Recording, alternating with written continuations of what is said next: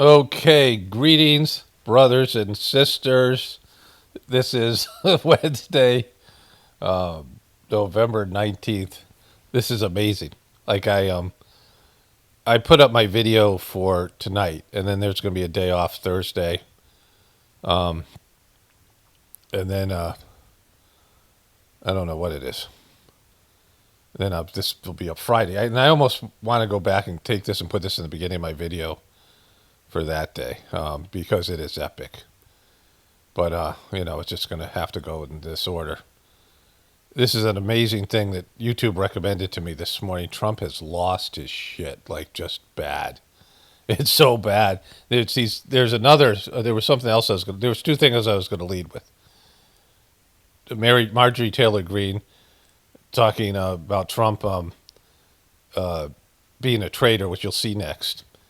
And, well, you see after the other thing, which is he calls a reporter a pig. And you think those were him, like, was him calling the reporter a pig was like him losing his shit. But, this is what's worse. Let's get into it here. Mr. President, why wait for Congress to release the Epstein files? Why not just do it now? Okay, so let's listen to her ask that again. Trump is going to be offended by the way she asked this question. It's filled with anger, right? And so it's a total legitimate question because he could release the Epstein files right now. He could call Pam Bondi. She does whatever he says. And he could release the Epstein files right this very frickin' second. He could do it. He could say, yeah, that's a great idea. Release the files, right? But he doesn't say that. He loses his shit. Mr. President, why wait for Congress to release the Epstein files? Why not just do it now? It's not the question that I mind. It's your attitude. Now, the question was asked with, you see, this is the problem with Trump. And I was thinking this morning. And Trumpers just, refuse to see it. But Steve Bannon, for example, Trump would not have got elected his first term if Steve Bannon didn't tell him to go on Alex Jones and embrace the truth community and some of these other things. And then he started calling him Sloppy Steve because he disagreed with Trump, right? You can't disagree with him. You can't criticize him. You can't have the slightest tone. He thinks he's a fucking king. And, he's little Lord Fauntleroy. He has the thinnest skin of any person. And you can't criticize him at all. All you can do is praise him. All you can do is praise him, right? And, that's not you can't be a leader and have that. Like, you can't be that way. And there's no tone in her voice, right? I mean, just look at him. And it's a completely legitimate question, which he knows it is, because he could release the Epstein files. And, he feels like he's like the greatest guy ever who, had some kind of relationship with Jeffrey Epstein, which is politically, which is a legitimate relationship with him and being the perv bros. And that, he didn't, like, this is just what people like him do, right? Womanize it. I mean, he could walk into dressing rooms like with Howard Stern. What he said on Howard Stern, he could walk into the dressing rooms of the beauty contestants, often teenage beauty contestants. It doesn't matter if they're teenage or if they're 40 years old. It doesn't matter if they're 100. He's walking into a woman's dressing room because he owns the pageant to inspect the women. Like, it doesn't matter what the age they are.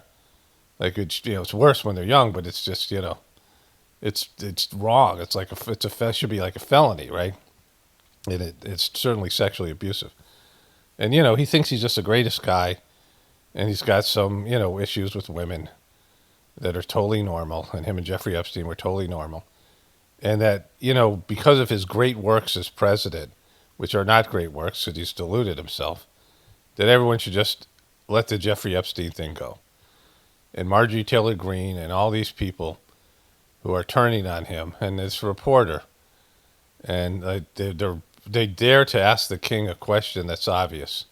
Release him today. Call him fucking Pam Bondi right now and release the files. And he, instead of dealing with this, I mean, he's losing his shit. So let's play that whole thing again. Mr. President, why wait for Congress to release the Epstein files? Why not just do it now? You know, it's not the question that I mind, it's your attitude. I think you are a terrible reporter. It's the way you ask these questions. You start off with a man who's highly respected, asking him a horrible... He thinks he's highly respected. He's talking about himself in the third person. You start off with a man, he starts talking to himself about Trump this and Trump that. He's lost his shit. Like he's entering into Biden territory now. He's losing his shit. And this Epstein file thing has fucking broke this motherfucker. You can see him breaking right now in front of your fucking face. All you Trumpers, right? He's always been a selfish piece of shit, and he was an Epstein guy, right? The evidence is overwhelming. He's admitted it. Jeffrey Epstein's a terrific guy. He likes beautiful women as much as I do, except he likes them, and he likes them on the young side. He fucking knew, right? And Trump likes him on the young side. And so, just a fucking nightmare of a person. He's everything that the Trumpers thought he was against. He's an elitist. He's elite. Like he's in the elite club, and he doesn't give a shit about you and never gives or anybody else, right? Insubordinate and just a terrible... Oh yeah, let's go back. Watch this. Asking him a horrible, insubordinate and just a terrible question. He's a respected person. She's supposed to be subordinate to him. As a reporter, you're supposed to be subordinate to the politician. It's insubordinate. You're insubordinate, you insubordinate piece of shit, right? I mean, just fucking brutal. It's the way you ask these questions. You start off with a man who's highly respected, asking him a horrible, insubordinate and just a terrible question. Watch this. I didn't see this before. Watch this woman back here. She's laughing. It's the way you ask these questions. You start off with a man who's highly respected, asking him a horrible, he's laughing back insubordinate and just a terrible question. And you could even ask that same exact question nicely. You're all psyched up. Somebody psychs you over at ABC. They're going to psych it. He's losing his shit, bro. Didn't even make any sense. You're a terrible person and a terrible reporter. He just fucking lost his shit. Exact question nicely. You're all psyched up. Somebody psychs you over at ABC. They're going to psych it. You're a terrible person and a terrible reporter. As far as the Epstein files is, I have nothing to do with Jeffrey Epstein. I threw him out of my club many years ago because I thought he was a sick pervert. But I guess I turned out to be right. But okay, so do you not realize what you said? So he on the Air Force One. This is, I don't know, 2 months ago, 3 months ago, I covered it extensively. And he had said for years, and his Trumpers, all the Trumpers backed him, all these dumb fucks. I mean, now if you're a Trumper, I don't know, how you could face yourself, right? After getting played like this. I mean, they're still not probably saying shit about it. They're probably still just, I don't know, they can't come back from this, right? Like how bad it is, how bad he is. But what he had said and what the Trumpers always say is Trump kicked him out of his club when he found out he was abusing a girl there. Now, that's problematic because, and this was a bullshit story that went around, and that was problematic because Trump, he himself has said it's because he was poaching young ladies. But if he did do that, why didn't he go to the police? If he found out that he was abusing girls at his club, then he should have went to the police, right? And what did he do for the girls? Like, he has no memory of the girls, right? So then he came out on the plane and said that they were recruiting girls from his club, including Virginia Giuffre, who was working there. So that, that ties into an unpleasant way, right? He's a part of a human trafficking network. And so that's bad. Like, that's a bad explanation. And then people said it was a real estate deal. Let's listen to that again here. Order. As far as the Epstein files is, I have nothing to do with Jeffrey Epstein. I threw him out of my club many years ago because I thought he was a sick pervert. But I guess I turned out to be right. But you Okay, know, so he's changed his story, which is always a bad thing. That's why I already said that. But what's worse about this is you thought he was a pervert, but you didn't go to the police. Like, what do you mean you thought he was a pervert? You just sensed it one day that he was a pervert? Like, he knew him for 15 years, and he knew he liked young girls. He knew he was doing this stuff. Like, he was around them. They were best buddies. And he was doing depraved things, right? He could say like a pervert that would say he could just walk up to women and grab them by the pussy as a felony, right? Like that kind of pervert. You mean that like that, right? Trump has all these allegations against him and all these things that he's done with women, all the way he's treated them, all the things that he said. Sleeping with a porn star, like it's a gross thing, right? Like if you bang a porn star, like, it's the diseases, like, and prostitutes, all this stuff. Like he's just a depraved person. Like he's sexually depraved in some way. He's got like sexual issues, some kind of addiction, like Jeffrey Epstein. So he knew about it. But if you thought I thought he was a sick person, so I threw him out of my club, just because you thought about it, like this, he threw a billionaire out of your club because you just one day. Explain that. Like you just can't just make shit up and expect us to eat that shit time and time again. I mean, all your dumb fuck people that follow you and still love you, which is a dwindling number of people. But holy shit, you just can't like say shit like that when you've already given multiple different stories. So the stories are that they had a falling out over a real estate deal. And then Trump came in and said he posed poaching girls. But either way, it's problematic because if he thought Jeffrey Epstein was a creep, he should have went to the police. And he should have found out about those girls. Like if he's a caring person, if he's the kind of fucking person that Trumpers believe he is, then he would be, do some follow-up and say, this guy is abusing women, right? Abusing young girls. He's a pedophile, and like, this shit happened at my club. And instead of protecting himself, he would find out about it, right? He would go after him in some way. Like he's this champion, going after the deep state and cleaning up the swamp, draining the swamp in D.C. He is the swamp, right? And he's always been around seedy, criminal, shitty people. And so, she asked him a completely reasonable question. And this is where he's going with it. And he's incriminating himself by saying that I thought he was a creep. And he says it was 2002. It was more like 2004. And so, he doesn't have the evidence isn't with him. Like there's club logs. He was still going to the club, Jeffrey Epstein, after 2002. Trump is, he's trying to lie his way out of this thing, expecting people just to accept his bullshit because he's been such a wonderful president. Like he's such a respected person, and he fishboyed him. Look at this fishboy motherfucker right here. who does have Bill Clinton, Larry Summers, who ran Harvard, was with him every single night, every single weekend. They lived together. They went to his island many times. I never did. Andrew Weissman, I hear. All these guys were friends of his. You don't even talk about those people.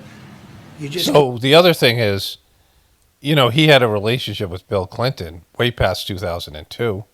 Trump did, and all these other people. Trump was giving money to Democrats, and that's well known. Now he gives the picture with him and the Clintons, and all he gave money. He was a Democrat for a very long time, and so it wasn't until like 2007 he became a Republican. He's just somebody who doesn't have any real beliefs. Like he's just back and forth, right? But he, all these people, he could have had them investigated this whole time. And so now he's telling Pam Bondi to investigate those guys, right? So that's problematic. Because you thought Jeffrey Epstein was a creep and you didn't do anything about it. And all these people that hung with him, you didn't care about any of that till now. And you could release the files today and you don't want to. And then you're going to attack this reporter in a fucking totally inappropriate way. Keep going on the Epstein files. And what the Epstein is a Democrat hoax to try and get me not to be able to talk about the $21 trillion that I talked about today. It's a hoax. Now, I just got a little report, and I put it in my pocket. of all the money that he's given to Democrats. He got a report and he put it in his pocket.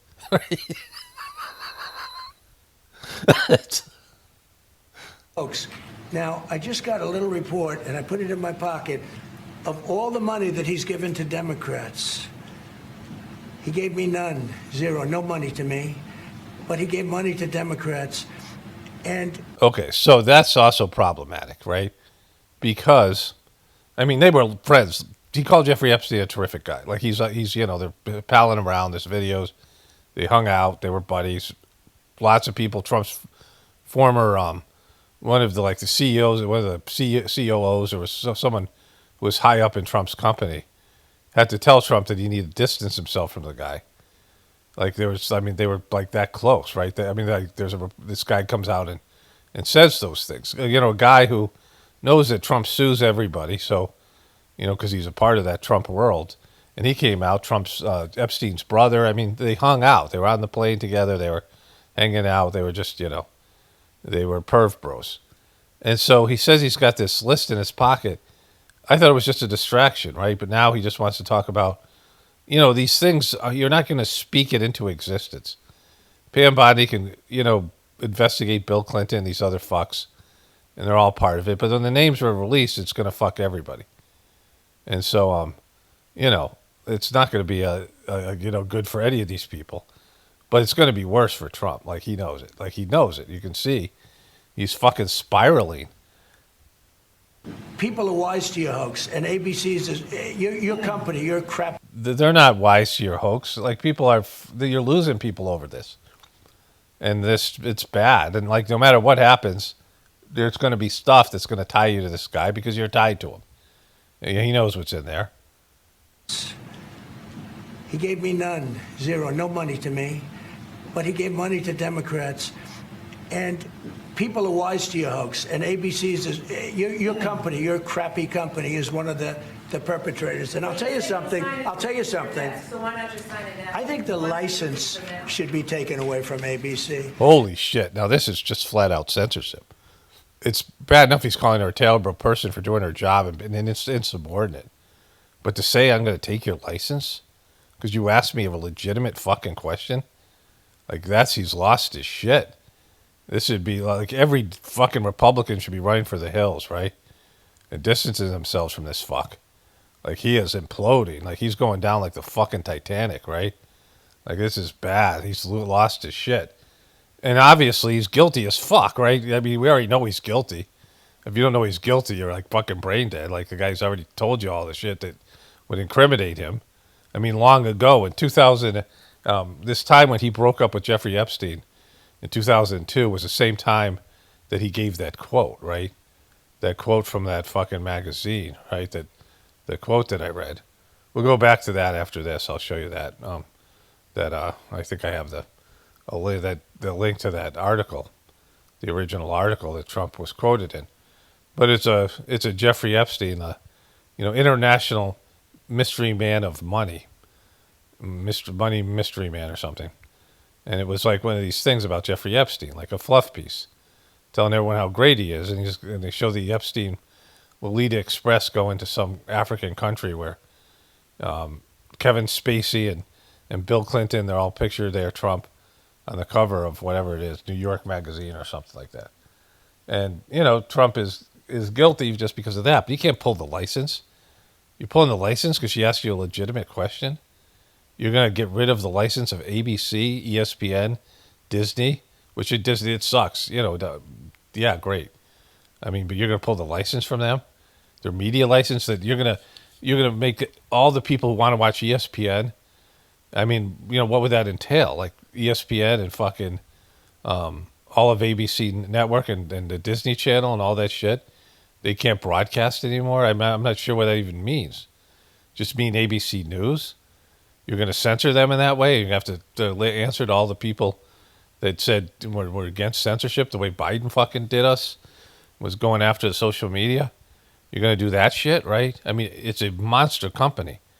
You're going to pull all that shit. All these people are going to not have their stuff. Like all your Republican people that watch sports aren't going to have any of the ESPN networks because She asked you this fucking question. You didn't like the tone of her voice because she's being insubordinate.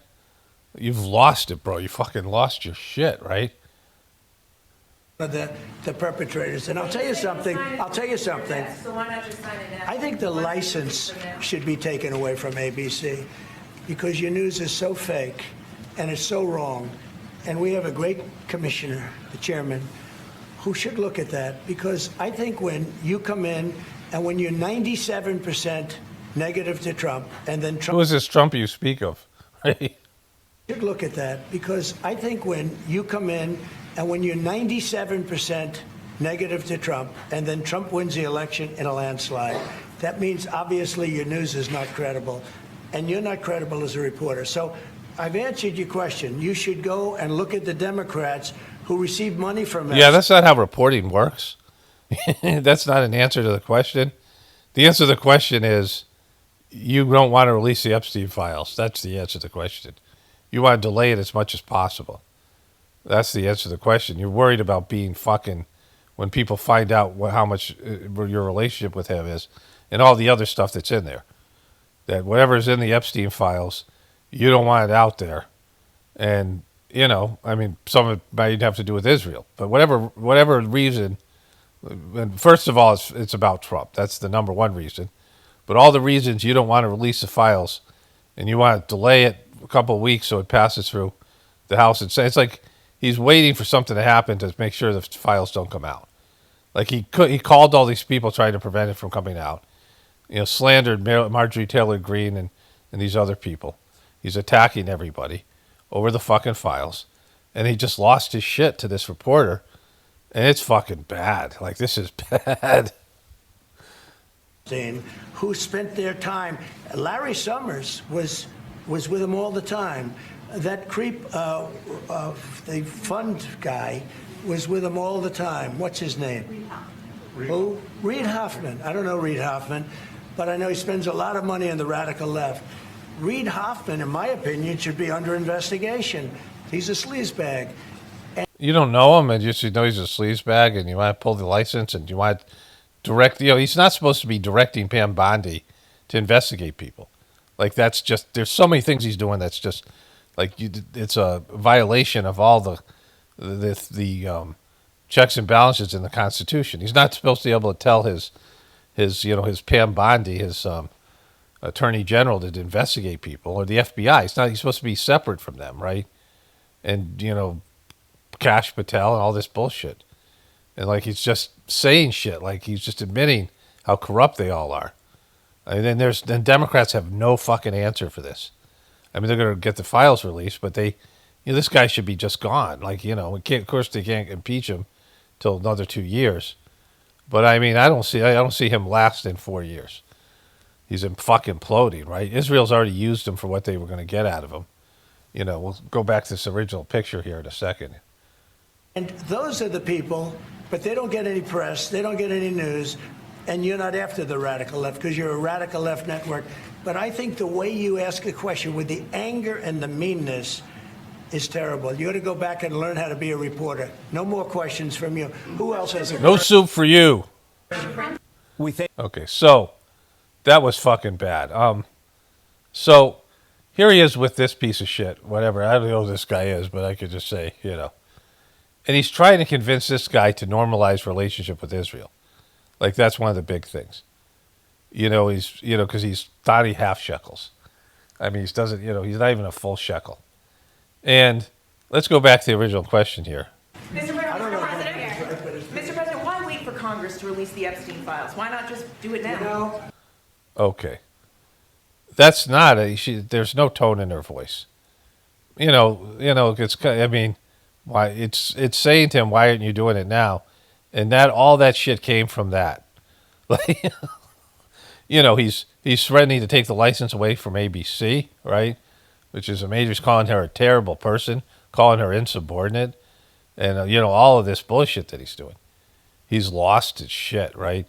And I mean, if you're watching this, this is like Fetterman level, Joe Biden level person losing his shit, right? And it's not going to get better. Like, he's aging, and his attitude, and he's calling for people to be investigated for just because this Epstein thing's coming out and it's hitting him, and he's like, well, let's turn on the Democrats. I mean, he's so transparent. You got to be completely fucking retarded to believe in this guy. Like, you just have to be, retarded. Like, he's retarded. They're like, it's just like you have to believe, you have to be like just brain dead to not see through this. Like, how much are you indoctrinated by this guy? Like, how much are you like some kind of cult level stuff to not see through? You got to be a child to believe what he's saying and agree with him and think this is okay. All right, let me see if I can find that report. I did find the report, and you'll see that in just a second. So I'm editing, and I was listening to this thing again, what he said. Here, let's play it again. Let's listen to that again here. Order. As far as the Epstein files is, I have nothing to do with Jeffrey Epstein. I threw him out of my club many years ago because I thought he was a sick pervert. But I guess I turned out to be right. Holy shit. Now, I just covered about all the way that's not true, but you hear what this motherfucker just said? So as far as Jeffrey Epstein goes, I threw him out of my exclusive country club years ago. After, saying that I was friends with him for 15 years. And then another 2 years after that, saying how he liked his social life and how he liked young girls, and we both liked beautiful women. And I said he was a terrific guy. I knew him for 15 years. He came to my club. We hung out. And then I realized one day, hey, I think this guy's a pervert. Let me throw him out of my exclusive country club. Right? Like, nobody should believe. I mean, it's just not, the guy's just an absolute piece of shit liar. And he's on record saying things that contradict that. But aside from that, it's just not, it's clearly like a little kid trying to lie his way out of something, and you could just see through his bullshit. It's like a child, when a child lies, when you were a kid and you lied to your mom or dad and they figured it out, and you're like, how'd they know? How'd they know I was lying, right? Because you're talking about lions and giraffes and shit, like you ate your homework, because it's not based in reality. I found out after 20 years of a close, he was my best buddy. I realized that he was a freak, and I threw him out of my country club. Okay, so let's go to the report here. So I just did this search for this because I couldn't find the bookmark. I bookmarked this somewhere. I think I know where, but it's a place where I have a lot of bookmarks. And I started to type this into the search bar, and it said, I typed in Jeffrey Epstein, International Money Man, and it came up as I'm typing that you have this bookmarked. It went through my bookmarks and found this without me I wasn't searching my bookmarks. I was just doing a search. So, that's how AI is working for us. Jeffrey Epstein, International Money Man of Mystery. Terrific guy. Trump booms from a speakerphone. He's a lot of fun to be with. So this is from the New Yorker magazine, the prestigious New Yorker. Or is it New York? What is this? This is the New York Times? What is this? I don't know. The New York Mag. And here he is with Clinton. This kind of looks kind of sexual here.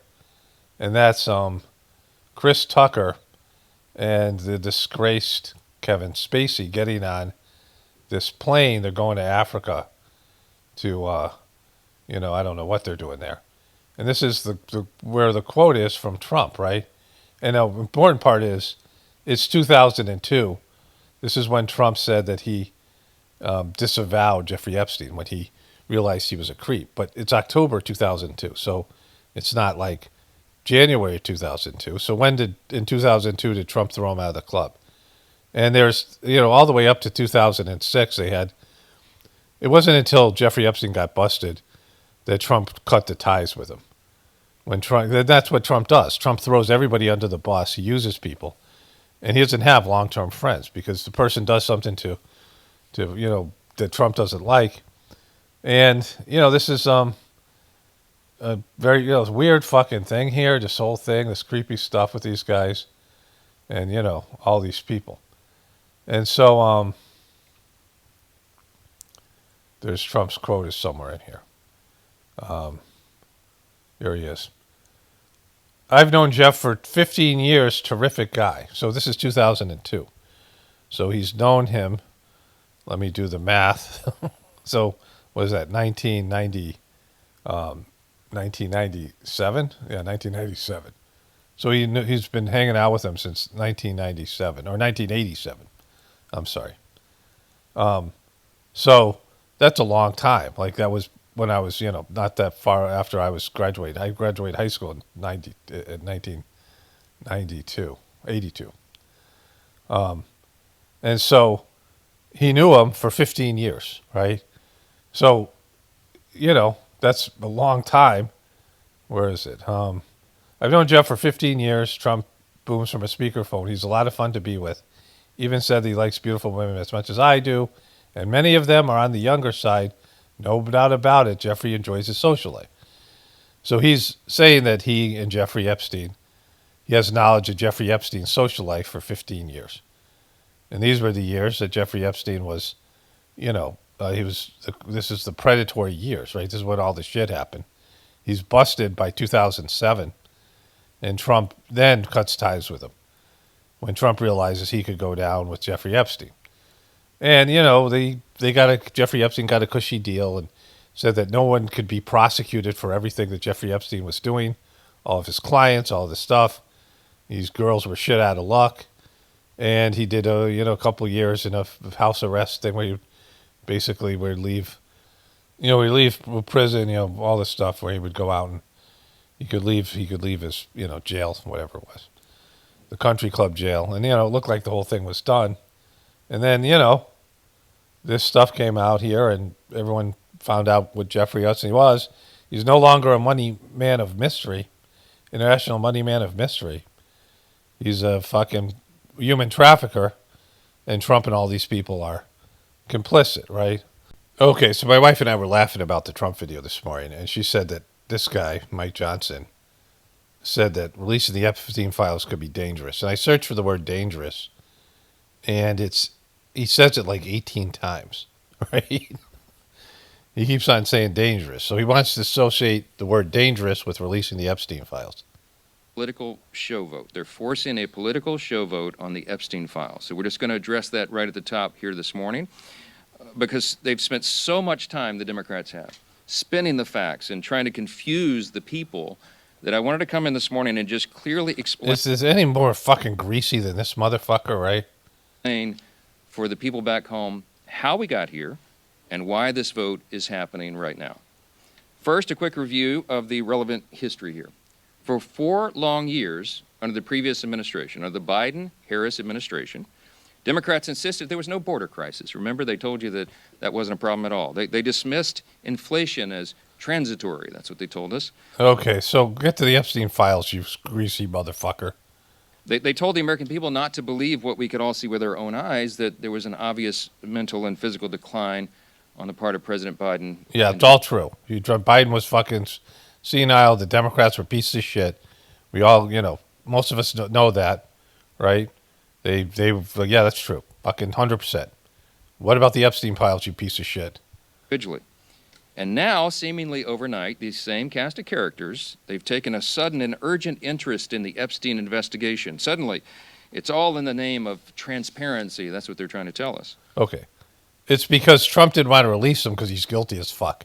It's because Trump took an about fucking face. Like, this is the story. Leave out all that shit about how bad the Democrats were. That Trump's people, Kash Patel said that there's a file sitting on the desk and he didn't believe Jeffrey Epstein committed suicide when he was a fucking podcaster. Pam Bondi, all these people, J.D. Vance, Trump's own son, but they're all talking about releasing the Epstein files. Everybody thought that when Trump became president, he would release the Epstein files. He didn't say that, though. In various interviews, he was like, I'll do the Kennedy one, but not the Epstein, and nobody caught it. Not even his own people.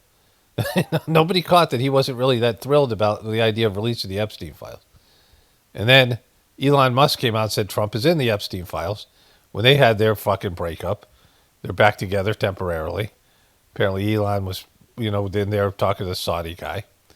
But, this is the story, right? This is what happened. And so then all of a sudden, all these people took an about face saying, there's nothing to see here. We can't release the files. And there's nothing in them. And all of Trump's people, it was Trump's own people were like, what the fuck? And then Trump came out and said one incriminating thing after another, including that he disavowed, he broke up with Jeffrey Epstein in 2002 when he had the terrific guy quote. So, has changed his story. He's losing his shit over it, right? That's the fucking history of this thing, that Trump doesn't want these things released. But the truth is, the biggest proponents of this discharge petition were never actually interested in transparency or ensuring justice or protecting victims of this unspeakable tragedy, the Epstein evils. And how do we know that? Because the Democrats had every one of the Epstein files in their possession for the 4 long years of the Biden administration. The Biden Department of Justice... Yeah, because there's fucking Democrats that don't want this thing out either. That's the whole fucking point. Of course they didn't want it out, but now they want it out because it makes Trump look fucking bad. And right now, it'll be about Trump. See, if they released it under Biden, it would have been about everybody. Because Trump wasn't president and, he was going to run again, and he would have ruined Trump ahead of this, whatever was going to happen. And the powers that be wanted Trump back in office. So, there's lots of reasons why they didn't release it. But yeah, sure, they're guilty as fuck. That's not going to stop anybody from wanting them out, right? And everyone who's gonna be involved in this thing is who's complicit. It's gonna really be bad. And so yeah, great. The Democrats didn't want it for 4 years. We all agree. No one's fucking denying any of that shit. Why is Trump fucking being such a fucking pussy about this thing? Had the files the entire time. And not a single one of the people who are so loud and animated right now, they never said anything about it for all those 4 years. Great. They're hypocritical pieces of shit. I agree with you. Move on. That has nothing to do with Trump. None of them held press conferences. None of them demanded the release of the documents. And under Biden's DOJ, when they prosecuted just Epstein and Ghislaine Maxwell, not a single one of these Democrats or any of the proponents of the discharge. Yeah, just Ghislaine Maxwell, that Trump put his personal attorney to get her to be to be complicit in his bullshit, and then put her in a fucking a summer camp like prison where she's getting room service. You mean that, Ghislaine? Made any noise about that at all. So it's fair for the American people to ask the question, why now? Why suddenly are they... No one's asking that fucking question. American people aren't release the motherfuckers. They're impatient, right? American people aren't like, why now? Why now? If you tell me one person that's saying, why now? Why now, you guys? I mean, we want the Epstein files out. They want to know what's in them. People are fucking curious. People are fucking, they want the big reveal. This is the big reveal, right? People are waiting for this thing. Why now? No one's saying fucking why now. They're saying release the files. Release the fucking files. Why now? It's too early. Why now? I mean, it's too late. I don't know. Why now? So interested. They have such an urgent interest in the Jeffrey Epstein matter. The truth is simple and straightforward and obvious for anyone who is willing to look at it objectively. Clearly, this is a political exercise for Democrats and a few others. Okay, then show them up by releasing the files. Show them up by releasing the fucking files. Just release them. There won't be any issues. Sadly. And it is as deceitful and dishonest as their pointless stunt to shut down the government. Same. Yeah, that was Trump, because you guys held the House and the Senate, and you didn't get it done, right? Because you didn't want to release the Epstein files. This is 100%. Trump immediately, when the shutdown ended, Trump went to his Republican congressmen and women, Marjorie Taylor Greene and the rest of them, and fucking demanded they not vote for the release of the Epstein files. So he admitted that was why the government was shut down. And you're just lying right now, like a fucking total piece of shit. Theology behind this. Democrats are trying to use the Epstein matter as a political weapon to distract from their own party's failures. And in a desperate attempt, they're trying to somehow tie President Trump to the scandal. No way. And I mean, there's no evidence to support that at all. Where's that coming from? Where is that? Well, is that what they're trying to do? That's crazy. He doesn't have any ties to Epstein. He didn't say he was a fucking terrific guy. He didn't say he was friends with him for 15 fucking years. He didn't have his own sex scandals that multiple things. He didn't say he could just walk up to a woman and grab her by the pussy. Or he didn't say that shit. Trump I don't even know where this is coming from. President Trump has nothing to do with it. He has said himself he has nothing to hide. And yeah, that's why, except for the Epstein files. And that's clearly what they've been trying to do. They're trying to attack President Trump. This Oh, is what it's they've done. an They age, weaponized well. the justice system Yeah, well, over the last several years to go after him, and this is their latest attempt. And they don't have a platform or a principle to defend on the Democrat Party side, so they put all their eggs in this basket. And that's why you hear endlessly about Epstein, Epstein, Epstein. Everything's about Epstein. Now, this was an unspeakable tragedy, we said that. And we have great compassion for the victim. yeah, we do, except for the fact that the victims want the files out. We won't want to release them. The victims are all, every one of the victims want the files out. And so that's their position. So you have compassion for them, but you don't want to give them what they want. Okay, just ate breakfast, went for a walk with my wife, and I watched a little bit of Morning Joe when I ate breakfast because I wanted to see how they reacted. And the beginning of the show, I went back to the beginning of this morning show and the end of the Way Too Early show, and it's just priceless. So after I get done with this piece of shit, I'll show you that. But Trump is just imploding. And so let's go back to this guy here. And I'm heartened that I met with the victims. Our House Oversight Committee members met with the victims, and they deserve justice. It has been too long delayed. Not just justice for what they were made to endure, but also we need answers on why it took so long for the Department of Justice itself to do that job. And the best way to do that is to delay. The best way to do that is to delay the release of the Epstein files. And so there is the House and Senate have passed this through. So that question to Trump, I don't know if it came after or before that, but he can just release the files. And they're going to delay, right? They can release, the files could be released 2 hours ago. You know, whenever the Senate passed, it might have been last night. I don't know when it happened. But it's, you know, they can release the file. In fact, they're mandated to release the files. They have no choice but to do it. And Trump is delaying that, right? Under previous leadership. Republicans, meanwhile, are working in earnest to deliver transparency to the American people, and we're working to do that. We're working to do it. We're not doing it, but we're working. We're trying. We're not succeeding. We're never going to get to that, but we're working at. We're going to have a committee, and we're going to talk about it, and we'll figure a way that maybe someday, when we're no longer in power, we'll be able to be transparent. Responsible manner that does no further harm to these innocent people and the victims who have been. Yeah, the victims want it out. The victims are out there celebrating its release. So we already know where the victims stand on this. So don't pretend that you're there for the victims, right?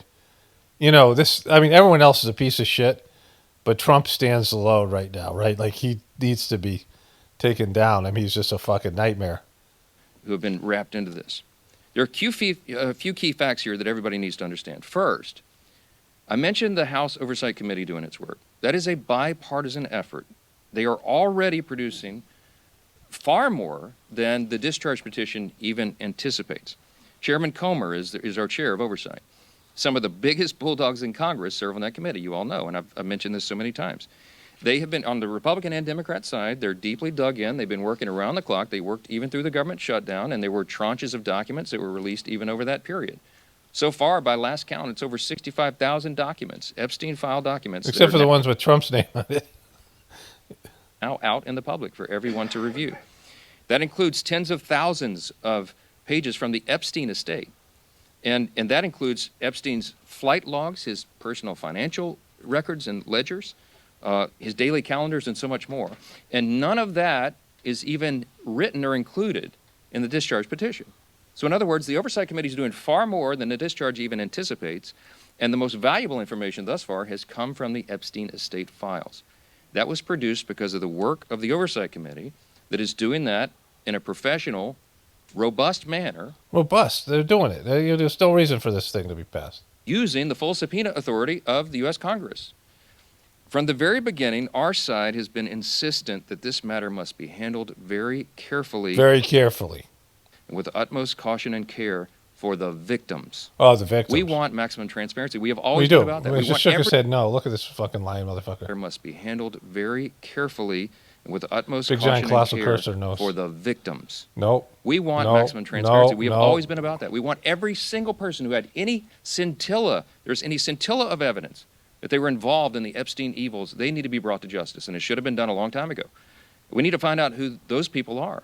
But in the meantime, you have to remember You got the documents. Like, fucking, you have access to them. Like, you guys can figure out who they are. Are real people's, innocent people's lives at stake here, and young victims who don't want to be dragged into this political game because it could hurt further what they've already endured. They would be made to suffer more harm. Yeah, they just redact their names. That's all you have to do, which they will do. So that's already taken care of. If Congress is not careful in what we're doing. Careful. And unlike our very important work that's underway in the House Oversight Committee, the Democrat-led discharge petition would carelessly dump thousands of documents without proper protections for the innocent. I brought a chart in here this morning. I want to illustrate for you what we are concerned with. I was a federal court litigator. The members of our The House dangers of the discharge. Judiciary Committee, Republicans in particular, have many of these concerns. You have Chairman Jim Jordan and attorneys like Chip Roy, who's running for Attorney General of Texas now. You have Brad Knott, who's a former federal Okay, who prosecutor. gives a shit about those people? Let's get to the dangers. Many members on the committee. Andy Biggs is running for governor. Biggs is on that. Fucking Andy They're Biggs. lawyers, and they understand that the way the discharge petition was drafted is haphazard and dangerous. Dangerous. Number one. Said it. This is why we have been opposed to this point, okay? And I could be here for a long time going through all the details of it, but the big concern we've all had all along is that the House bill, if it's passed in its current form and it was signed into law, it is dangerously flawed. Dangerously. And our problem and our frustration is there's no way for us in the House to amend it or correct these problems because the authors of the discharge will not allow it. And that's one of our great frustrations. Let me just very quickly, we have a legal document that the lawyers, we have all drafted to explain all this, but let me give you five quick. Okay, let me just show you the number of things that are dangerous here. This is why we have been opposed to this point, okay? And I could be here for a long time going through all the details of it, but the big concern we've all had all along is that the House bill into law, it is dangerously flawed. Dangerously flawed. We already heard those. Next one. Here we go. And our problem and our frustration is there's no way. Wait, why didn't it go forward here? There we go. There we go. There we go. Dangerous stuff. Dangerous stuff. or working in future operations. Dangerous stuff. Dangerous stuff. It's dangerous. Methods. It is incredibly dangerous. Incredibly dangerous. I mean, it's just so dangerous. And then the last one here. Other danger that we could talk about all day. It's other danger. We could talk about that all day. Danger. Danger. Danger. Stranger danger. So, so this piece of shit, right? Beside her on the campaign trail and in the White House. She's an exceptional journalist. Kudos to her for the way she acted there. So this is handoff from Way Too Early to Morning Joe. And, you know, she's talking about that reporter. Kudos to the way she acted. Now, she didn't act great. There was nothing, you know. I mean, it's just that Trump was a total piece of shit. Like, this has nothing to do with anybody else. These people are all pieces of shit. And none of them were pro-Epstein people. They denied the list. All these people, they all have their issues with this whole thing, right? All the media 100% blocked it. But this is about Trump, right? So I have this. I was going to show this anyway, but they show it here. And that was the president's second outburst in a matter of days. It came after he insulted a female reporter Friday on Air Force One.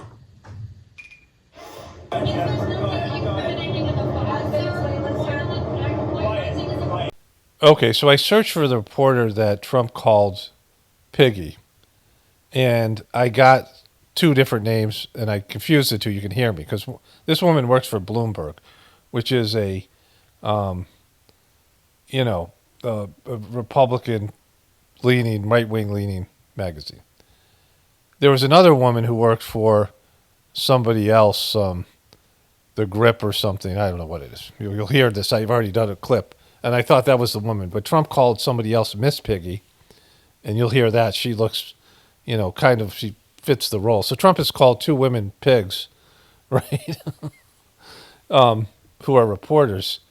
And so this is April Ryan, the woman that is now, the second person who is, I guess she works for the White House reporter at the Wall Street Journal.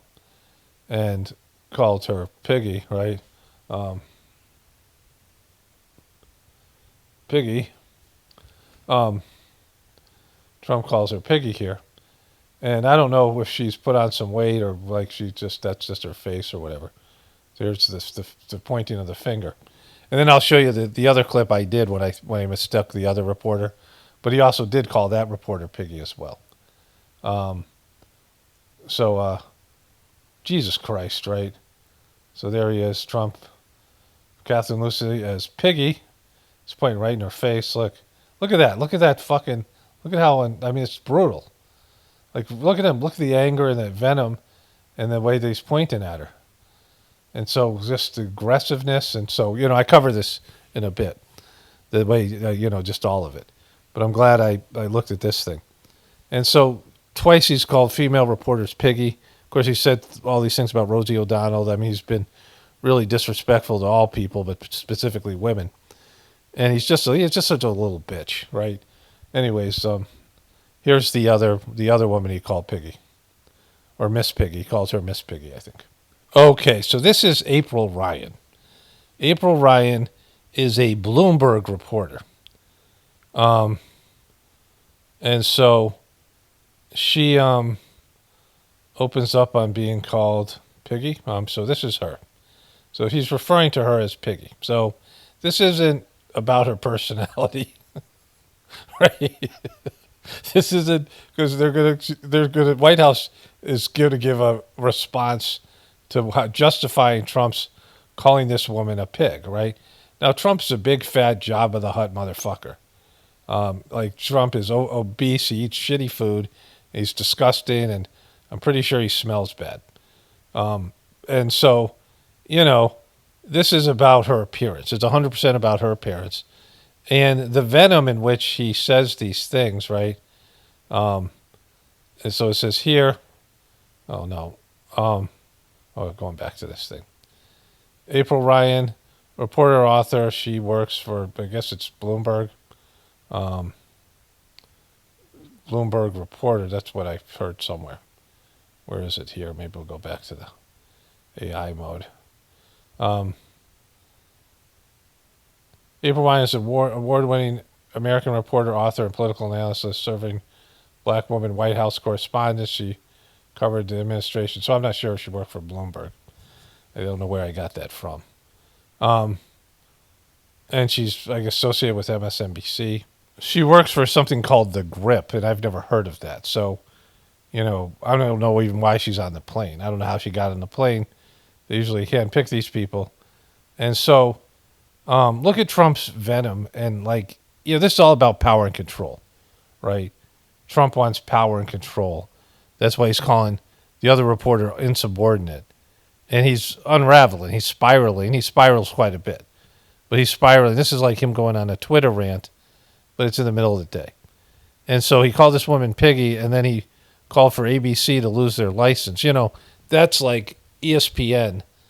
I mean, ABC Disney. That's like you go turn on ESPN and it's no longer there, right? Like people lost their shit because YouTube TV wasn't covering ESPN and other networks because of contract dispute. I mean, I had that with DirecTV. We weren't able to watch like local TV for a while, like football games and things, because there's these disputes, and that's you can still watch it somewhere else, right? But if they took ESPN off the air because Trump wants to pull their license to Disney Channel, I mean, kids were calling fucking the 911 when their TikTok wasn't working, right? Like people would lose their shit over it when they found out it's because he's guilty about Epstein. So watch him talk to this woman. There's so much venom coming from him, just like with the other woman. When I don't know what this woman was doing, and then he's going to have an excuse. The White House has responded to this incident, and it's like just hilariously Trump.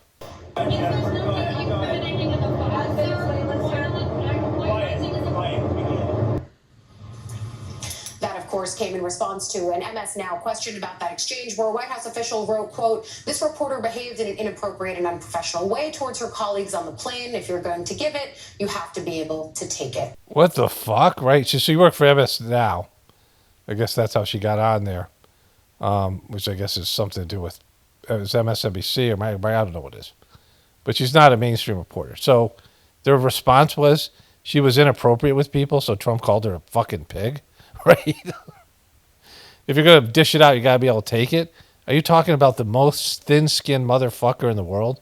Like, Trump can call people names and say all kinds of shit, and anybody does anything to him, he goes ballistic, right? But to call this woman a pig because she's behaving inappropriate with his colleagues, no, because he's pissed about, like, he's spiraling over Epstein.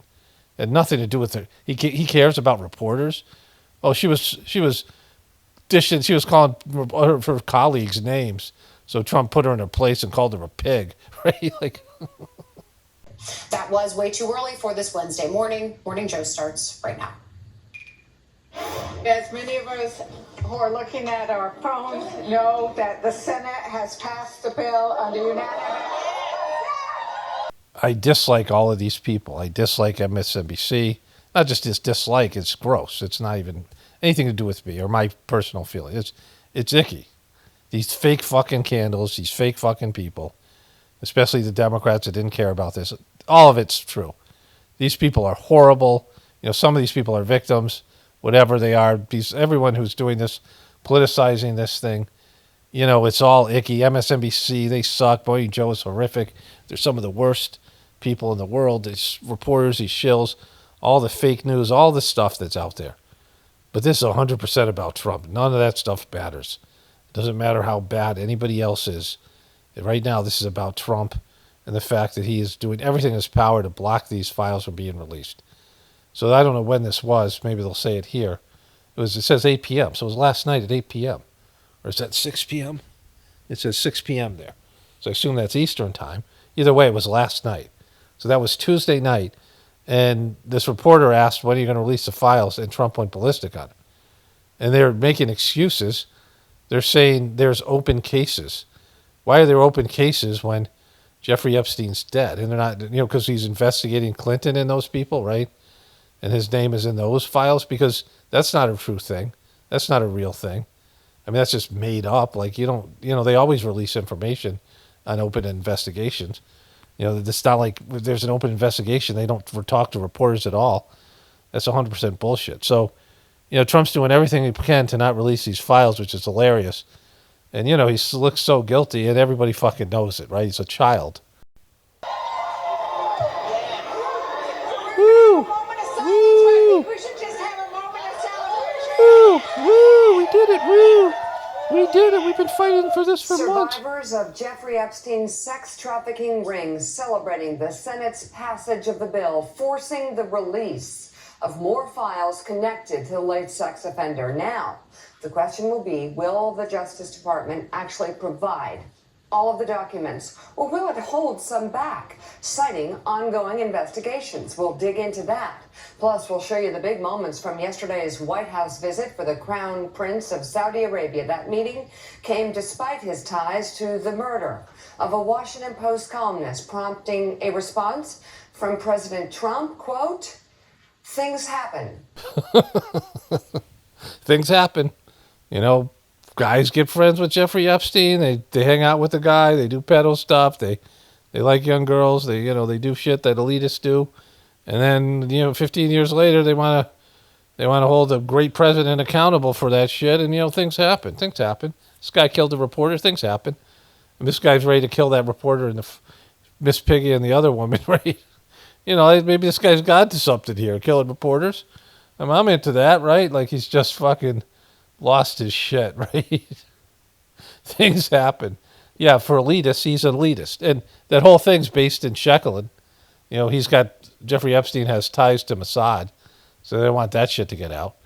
And so, this is going to be just brutal. Like, he says release the things, but then doesn't want to release them. And if we're going to release them, let's go after the Democrats. No one's buying that shit. So, I'm already 56 minutes into this video and counting. So, and this is just one thing I've covered. I got a bunch of little things to get to, and I got one more. The thing with Marjorie Taylor Greene, we'll do that next. But, like, holy shit, right?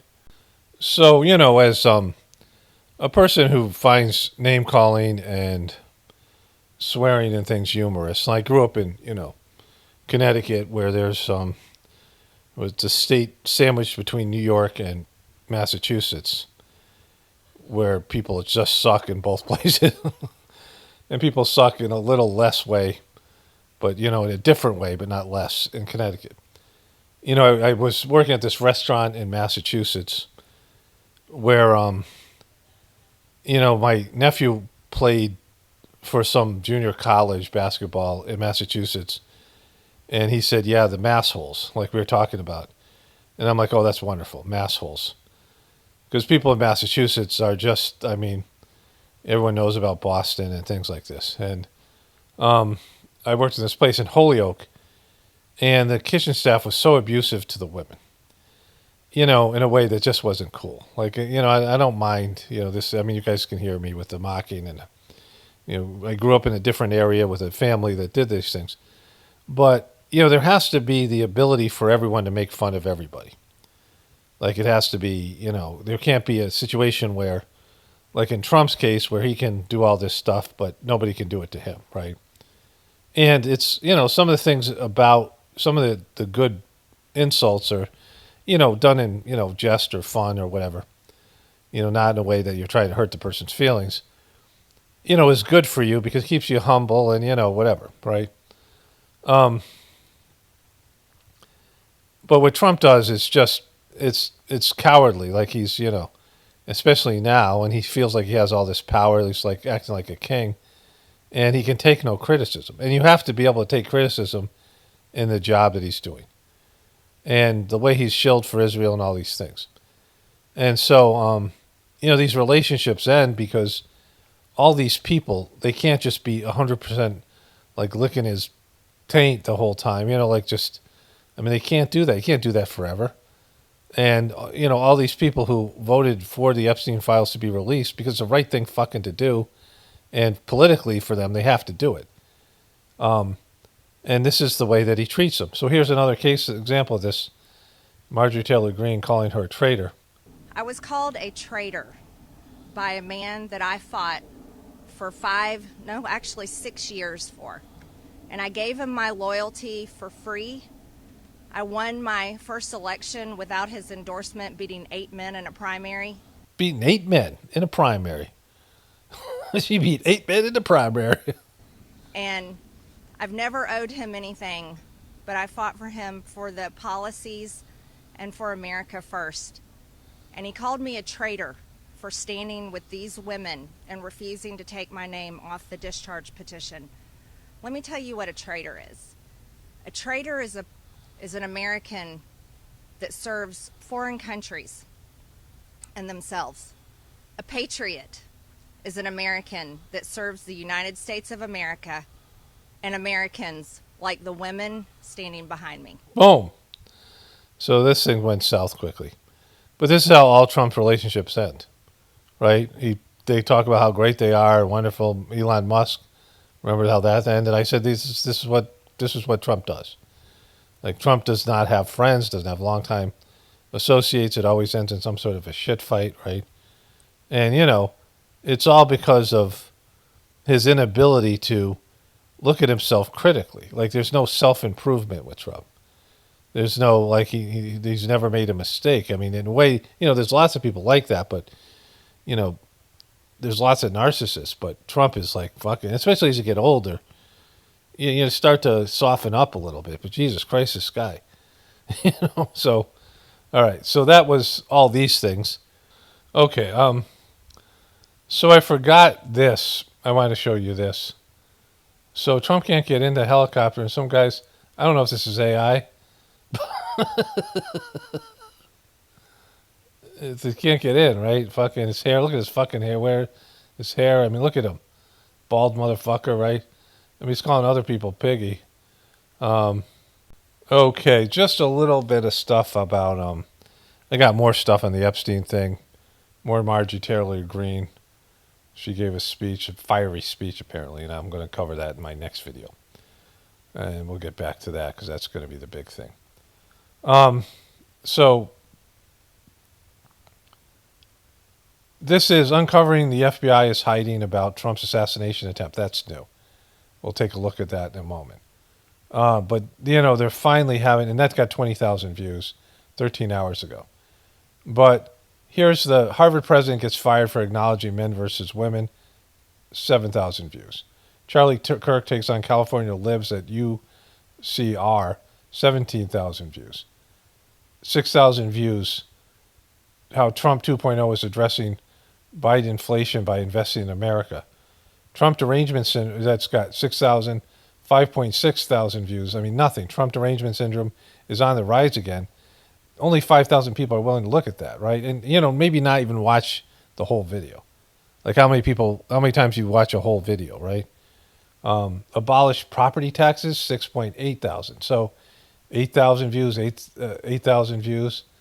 It says no homo there. Charlie Kirk's greatest takedown of anti-white racism got 30,000 views. And so these are nothing. Like you look at Candace Owens, you know, I'm saying this because Candace Owens, you know, she's got this plane thing, Exodus from Utah, where did the Egyptians go? Operation Mocking Plane. You know, I mean, you get into this level of like rabbit hole shit. You know, nothing ever happens. You have a certain number of people that this is what they believe about the official story. The ones that watch Candace Owens and all the affiliates of people who are, you know, covering this in this way. And then all the people who believe that Charlie Kirk's thing is bullshit. And that's going to be some millions of people, you know, maybe even like 30, 100 or whatever it is. And then nothing happens because of it. Like it just, those people have a different perspective.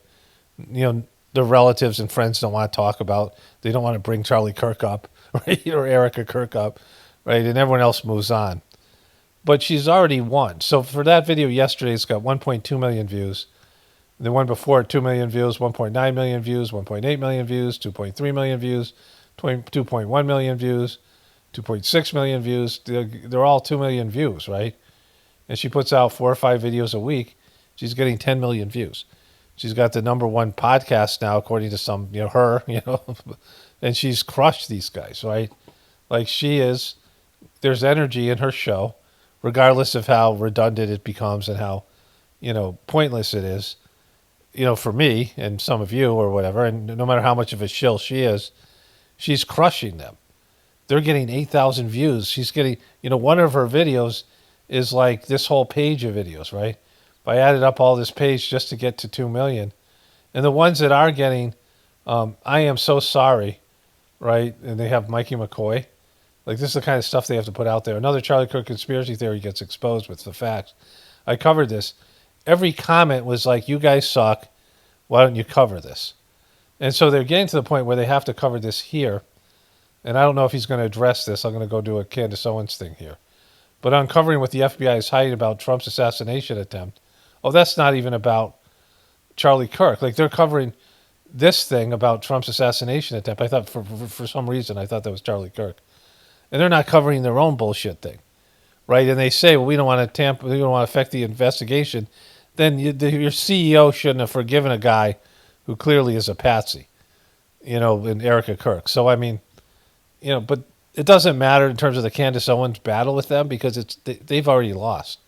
You know, they're influencers, and you have to have an audience that wants to hear what you have to say. And when you only get 5,000 views on a video, and you're a company that's getting $100 million in donations to influence people, you're fucked. This company's done. Nobody likes these replacements. Nobody likes the people that are running the thing. Nobody likes Erika Kirk. And they're just imploding. They're hemorrhaging viewership, which, you know, I mean, is par for the course. So anyways, let me go to I wanted to show you one thing with Candace Owens here. So this video is popping. Uncovering the FBI is hiding about Trump's assassination. Remember, they tried to bring this back up because they want to get away from the Epstein thing and Charlie Kirk. And these guys are trying to cover for Trump, but nobody gives a shit. So here are the comments, right? 22,000 views. It's quadruple what they normally get. But the FBI couldn't possibly lie about Charlie's murder. That's the #1 comment. What is the FBI hiding? Could this be any more tone deaf? Right? That's the #2 comment. Elephant in the room, anyone? Love how you're acknowledging what the feds are hiding about Thomas Crooks, but not what they're hiding about Charlie's murder. Respectfully, I don't trust anything comes out of TPUSGay until they demand the truth, especially regards to the feds are hiding. And then 10 replies, right? So this comment section did not disappoint because everybody comes to this channel now to shit on it, right? Like they got 20,000 views. Those 20,000 views, the 15,000 that aren't their normal views. And how many of those 5,000 views or 7,000 views are people who come to shit on the channel? I bet every one of those comment sections have this. We want answers about Charlie, not Trump. Charlie died, not Trump. We don't fully believe the FBI is being transparent about Trump's attempted assassination, but we will believe everything they say about Charlie Kirk's assassination. Clowns. You know, these are all the people that are coming in here. The title of this video should be Covering the Truth the FBI is Hiding About Charlie Kirk's Assassination. I misread the title because I couldn't believe that I should have been able to believe. But I read the title as Charlie Kirk when it was said clearly Trump. And, that's because, this is how fucked they are, right? So Candace Owens doesn't have to do anything. They've lost. None of these guys are going to jail. They're not going to investigate the financial crimes that these guys committed. This thing, this is already backed by the feds, and this would go all the way up to Trump. It'd be a monster scandal. Anything to do with Charlie Kirk. What about uncovering the truth about Charlie Kirk's murder? And suddenly we were breaking in info on crooks, Trump Tower explosions. What is everyone trying to distract us from? TPUSGAY is not the same without Charlie. I like to see you get rid of this curious. I like to see you get this curious about Charlie's successful assassination. What about yours, Charlie? What about yours? R.I.P. Charlie Kirk. God bless Charlie Kirk. Next, you can uncover the TPUSGAY is hiding about Charlie Kirk's assassination. Sincerely, all. Thanks. So they've lost. You can stop. Candace Owens. Of course she's going to go on because she's getting views and everyone wants to see this, but it's going nowhere, right? It gets to the point where I said this about Trump and all the things that they were doing, the Democrats were doing to get Trump in the 4 years that Biden was president. I'm like, when he's in jail, let me know, right? I have no interest in it because it's just all fake. And this is another clear example of that. It's just pathetic. We'll take a look at this video in a second. Okay, so this was, I meant to cover this in my video yesterday, but it's actually good that I didn't. So Candace Owens said this about that guy, Andrew Culver, which we'll get it. We'll go back and I'll show you a little clip of this clueless video they made there. I haven't watched it yet, but I know it's clueless. Tone deaf, brain dead. Carefully, please, Andrew Colvett, spokesperson for Turning Point USA. Because there is something very specific, Andrew, that you told me that happened when you arrived into Provo on the tarmac that day, and it is now playing over and over and over again in my mind, and it isn't adding up.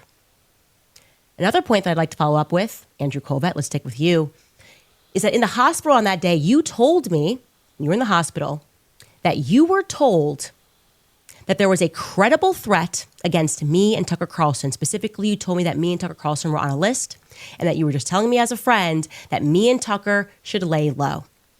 And after you told me that, I ended our phone call and I immediately called Tucker Carlson. And I said, hey, terrified, obviously crying all day, and telling him that he and I have to lay low because there's a credible threat. And it is now really living inside me that you did not tell me who that threat was from. I assumed the feds told you, but I asked you the question, why wouldn't the feds call me directly if there was a threat against my life? No such call has come in. How is that possible? How could someone have told you that there was a credible threat and that me and Tucker Carlson should lay low, and yet me and Tucker have since not been notified by any federal agency about those credible threats? Who do those threats come from? Because I got to tell you, there are a lot of people making videos about me and Tucker Carlson, and okay, so you get the idea. So this guy should address this because he's getting 0 views on his channel, and this video got 2.1 million views. It's a month's worth of views on TPUSGAY, right? He's failing because he's the host of the show. He's epically failing to replace Charlie Kirk or even, anything that you would call this. And my wife and I just ate lunch, and we were watching Kyle Dunnigan's Craig News. Craig is one of my favorite characters, that's created on whatever you would call that kind of thing, like Saturday Night Live type of improv type character. This guy Kyle Dunnigan, and he covered it on his show, which was pretty funny. Let me just show you a little bit of that. So this is Craig. Kyle Dunnigan plays this mentally impaired individual. It's pretty funny. Actually answered those questions. So those things that you don't have an answer to because one guy says one thing and some other guy says another thing. And so he has this bit called Craig Conspiracies. And so he's going to get into Charlie Kirk here. And the news. I thought we needed to address this and tackle this. There's pretty heavy stuff to talk Well, about. it is pretty heavy stuff, but we are a news program, Mr. I'll go back just a second here. To answer those questions. This is Craig Conspiracies. Now, people are talking about this Charlie Kirk thing all over TikToks and the news. I thought we needed to address this and tackle. And so Mr. Nichols is a comedian, John something. And this is this conspiracy. For some reason, Mr. Nichols, there's no hot dogs. No, that was just they can use tent Or for the hot different dogs. things. That tent can be used for not just hot No, dogs. it's a hot dog. I have receipts, Mr. Nichols. That is a hot dog No, tent. you're showing other. The receipts. That's a hot dog tent. No hot dogs. And let's just not even ask questions? Well, I mean, there could be a concession stand somewhere else where they're selling hot dogs, but I don't think anybody has said There could any be. evidence linking this. They're good. There could be more hot dogs somewhere else, but there aren't any. Well, I'm not against hot dogs at all. I'll have a hot Sounds dog. like you're at a baseball you're game. very much against hot dogs. I'll have a dog at a game, for instance. Is it game to you, Mr. Nichols?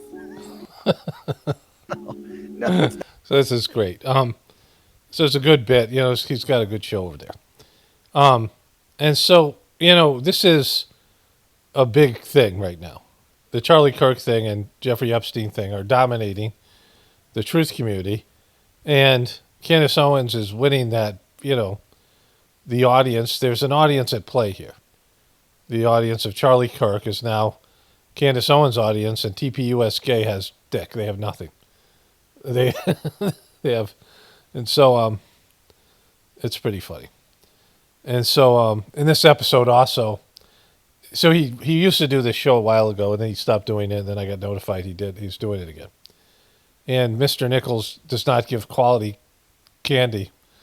So Craig put up a poster saying he was a grade 3 pedophile. He put posters up all over the neighborhood, so that was pretty good too. But anyways, let's go back to TPUSGAY. Okay, I'll get to that video in just 1 second. This just popped up. And now I know what they mean by MS Now. They changed their name. Remember, they announced it like a month or so ago. It's really stupid. But here's that. So that reporter from MS Now, right, this whole thing. Complete falsehood. Epstein survivor reacts to Megyn Kelly's comments about Epstein. This is MSNBC now. MS Now, remember, it's some weird, whatever it is, news, something, whatever. It's goofy. This is their whole thing now. So I'm not sure how this differs from, I don't know if the MSNBC still has a site or they're just trying to get out of that. It's just fucking weird. They're MSNBC and NBC News are trying to decouple, right? Because this is seen more radical and this is a reaction to Trump. Like, it's just so fucking goofy. But this is their new thing here. And I'm not sure if they still have the MSNBC website, which I think is short-lived. They're not getting shit for views over here. I don't know where all their shows are. This is, again, I think they have to get rid of their MSNBC websites here. So if you search for MSNBC, it's now called MS Now. Just fucking goofy, right? But that's the Trump effect. Okay, I think this is Miranda Devine. I'm not sure. We'll see. You had a bombshell There we go. article yesterday about the would-be assassin of President Trump, and you threaded in there a little piece about some of his fetishes. Maybe he was entertaining a furry fetish, referred to himself with they, them pronouns. Tell us more, Miranda Devine. Okay, so she wrote for New York Post. It was a goofy article done, a hit piece done to distract from Jeffrey Epstein and distract from the Charlie Kirk thing. And they're saying that this guy also was into furries, that both these fucking patsies were both into furries. What the fuck, right? And this brain dead fucking tone deaf motherfucker who's just been called out by Candace Owens because he said that there was a threat against their lives. And where was that coming from? Like, why would he say that? And he's got to come correct. And almost all of his audience has been, he doesn't have an audience, right? All of Charlie Kirk's old audience is, he wants to string this guy up and his gay buddies there, right? It's slim pickings. My source went through 17 different online platforms that he found that this would-be assassin of the president, Thomas Crooks, had logged into or had accounts with. And one of them was this site called DeviantArt, which I had not heard of before, but apparently it's the biggest online hub for furry activity. No way. He's just into the furry act. I don't know. I don't know. She doesn't know anything about it. She knows. This bitch doesn't know anything about that furry stuff. Community, which of course is this kind of sexual fetish where people dress up as animals or they like cartoon figures of sort of humanized animals that have sex. So this is fucking goofy. No one gives a shit. They saw the title and they came in and they bum rushed the comment section because it's tone deaf, right? You got your own fucking conspiracy to deal with and your own bullshit you're covering up. And you're getting rung up in this community, and the battle's already been lost. You've lost this fucking battle. Erika Kirk's a professional widow joke to almost everybody in it, and the whole thing is imploded. You have no audience. You have no influence. There's no way to make money because no one's going to buy your shit and merch up and things. You guys got as much money from the Charlie Kirk death, and this martyr thing isn't fucking catching on, and everything else is imploding. And the only way you can get money is from donors, and no one's going to give you money when you have zero influence over anybody. And so, the thing with Candace Owens and the planes, I was saying this to my wife, that she's saying that there's these military planes coming in from Egypt.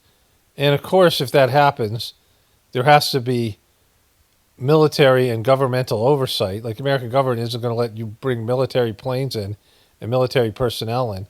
And if they're actually doing that, and this is true, then it's already fucked. This is too big a conspiracy. They're never going to say they allowed Egyptians to come in, and Israelis posing as Egyptians, and murder American citizen. Like, that would bring down the fucking government. Like, this is already too big of a thing as it is. I mean, just all of it, because Trump's involved and everyone's involved. And so, like, it ain't ever coming out. I mean, this is something that would erode any kind of confidence Americans have in the government if this thing came out. Same thing with the Epstein thing. We're getting to a level where, average sheeple are going to have to realize how depraved all these politicians and powerful people are, and how corrupted all is, and how bad they're getting fucked over, right? And so, like, these things are game ending. These are end game kind of shit. The things that bring down the system. These are system enders, right? These are, these stories are potential, crush the system. So I'll come back to this more tomorrow. Obviously, this is, not going away, just like whatever happens with the Epstein stuff. Okay, so this is a video from 2 months ago. I mean, he looks like he's totally has a filter here, right?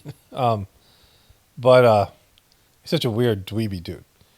And so this was a short video that YouTube recommended to me, but I wanted to get to the full. It was goofy what they were doing. But Charlie Kirk says this. I was going to say, Ben, come on. You Jews own the media, Ben. So, I mean, come on. Oh, come on, Ben. So he shouldn't say it that way. This is why Charlie Kirk got in trouble a lot, saying you Jews own the media. Because that doesn't apply to every Jewish person. Like, it's not a good thing to put out there, given the hatred, given the history. And, there's plenty of Jewish people out there. Pretty much every Jewish person I knew didn't have some, shareholder. They don't have some stake in the media, right? They don't have some part of the whole media. It's selective people like Rupert Murdoch and then all these other wealthy billionaires who are Jewish or Zionists, or Christian ones who are Zionists, you know, or have a Zionist perspective. And so that's the better way to say it, right? But this, you know, when I was searching for this in the transcript, there was 11 or 12 references to media, because Ben Shapiro was hammering the media through, this was like number 7. So Ben Shapiro said like 6 different times, you know, legacy media, this media, right? And Charlie Kirk's saying, but you guys own the media, right, Ben? So what are you talking about? Like, how are you talking shit about the media? Let's go back here a second here. Let's go back a little bit more, see if he says that. When it comes to the reporting, it seems to be sort of the opposite. Ben, so the Ben, perception, the legacy media is like owned by the Jews. And I was going to therefore say, is Ben, come pro-Israel. on. You Jews own the media, Ben. So, I mean, come on. As you could tell by all the wonderful headlines you guys get. Well, I mean, you can tell by, you can go and find out who owns fucking the media, right? You can go to every company and see who is in charge of it, who the CEO is, and who owns the shares, and who owns the, you know, who are the people that are in charge of the, who, you know, who own it, who the owner is. And so that's how you would tell, not by the headlines. Dude, the accusation that we own the media has not prevented, you know, the Daily Wire from employing people who radically disagree with me on all of these matters. I mean, I don't agree with Matt Walsh on foreign policy. Matt obviously is a major host over. Look at him shaking his head now. At Daily Wire, and that's just my shop, and I'm overtly. Okay, so this guy, but so that happened, right? Okay, so I saw this on Facebook. Now I don't subscribe to anything, or I don't like anything. I mean, I don't do that anymore. Any page that I've liked on Facebook, I did years and years ago. Like, I don't participate. And so I've seen a few things on Charlie Kirk, and I've opened up a few of their, you know, suggested posts. And they post all kinds of things on Charlie Kirk, not just TPUSGAY, but all of it, right? You know, a lot of sites are trying to cash in on Charlie Kirk. And there's a lot of them. There's probably more of those than anything else. And this is an example of that. This just popped up maybe yesterday, day before. And this is the kids' guide, and it's got a check mark from nobody, because this is their official site. You know, it makes it look like it's legitimate. Get the kids' guide to Charlie Kirk. Just pay S shipping and handling. Claim offer. Over a million kid guides sold. Passing the torch to tomorrow's freedom fighters. Charlie Kirk's new freedom fight endures in young hearts, rallying millions. He dismantled campus censorship, defended free speech with sharp prove me wrong debates, and exposed the left's radical playbook. His voice endures, awakening young patriots against tyranny. Parents, keep Charlie Kirk's fire burning by ordering your kid's guide to Charlie Kirk. There you can get the guide.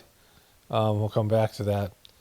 Charlie Kirk's story teaches kid the power of truth and free speech. And then, you know, they're all trying to get in there. And look, he's got the Star of David here above the cross.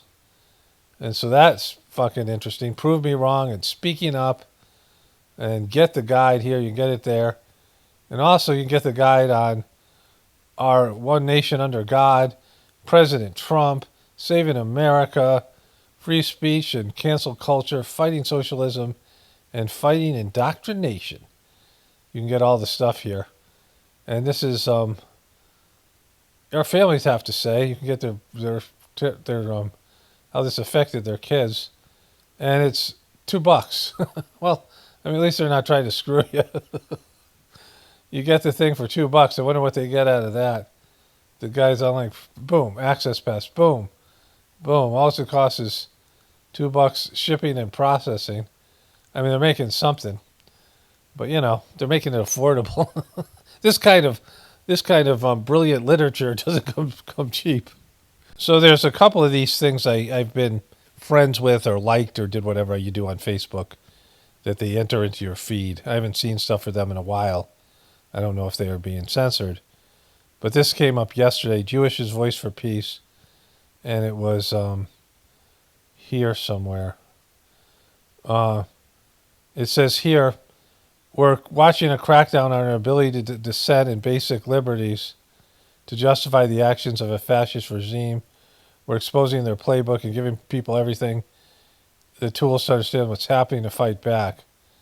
And so Project Esther is a right-wing blueprint to dismantle the progressive movement, starting with solidarity with Palestine. Trump and his allies have already implemented Project Esther strategies, from deporting students and faculty who speak up to pulling funding from campuses that don't fall in line with and refuse to cozy up to Trump. The more we know, the more effective we can resist. You're going to get your ass kicked. Project Esther is a right-wing crush the Palestinian freedom movement. It's happening now. Project Esther in 2024, blueprint to destroy progressive social movements, starting with, but not ending with, the Palestine solidarity.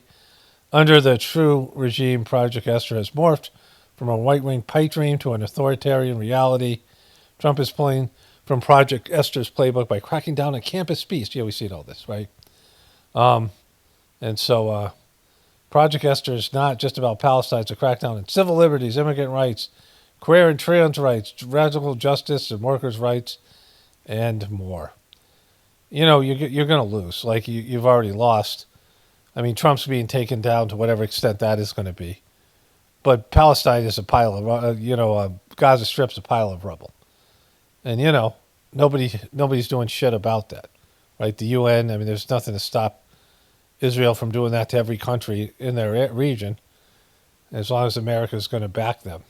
Okay, so Thursday, November 20th, no videos going up today. This video will go up tomorrow morning. I'm doing this thing where I put a video up in the morning, one in the afternoon, one in the, around 8 or 9 o'clock at night, and then skip a whole day, and then start over again. So that's, the new format. And I got a bunch of, pretty just positive comments yesterday, and I was, not going to do any comment video. I also have a voiceover to do. I'm going to add here that I did. So it's going to be part of the introduction, and then I forgot about it.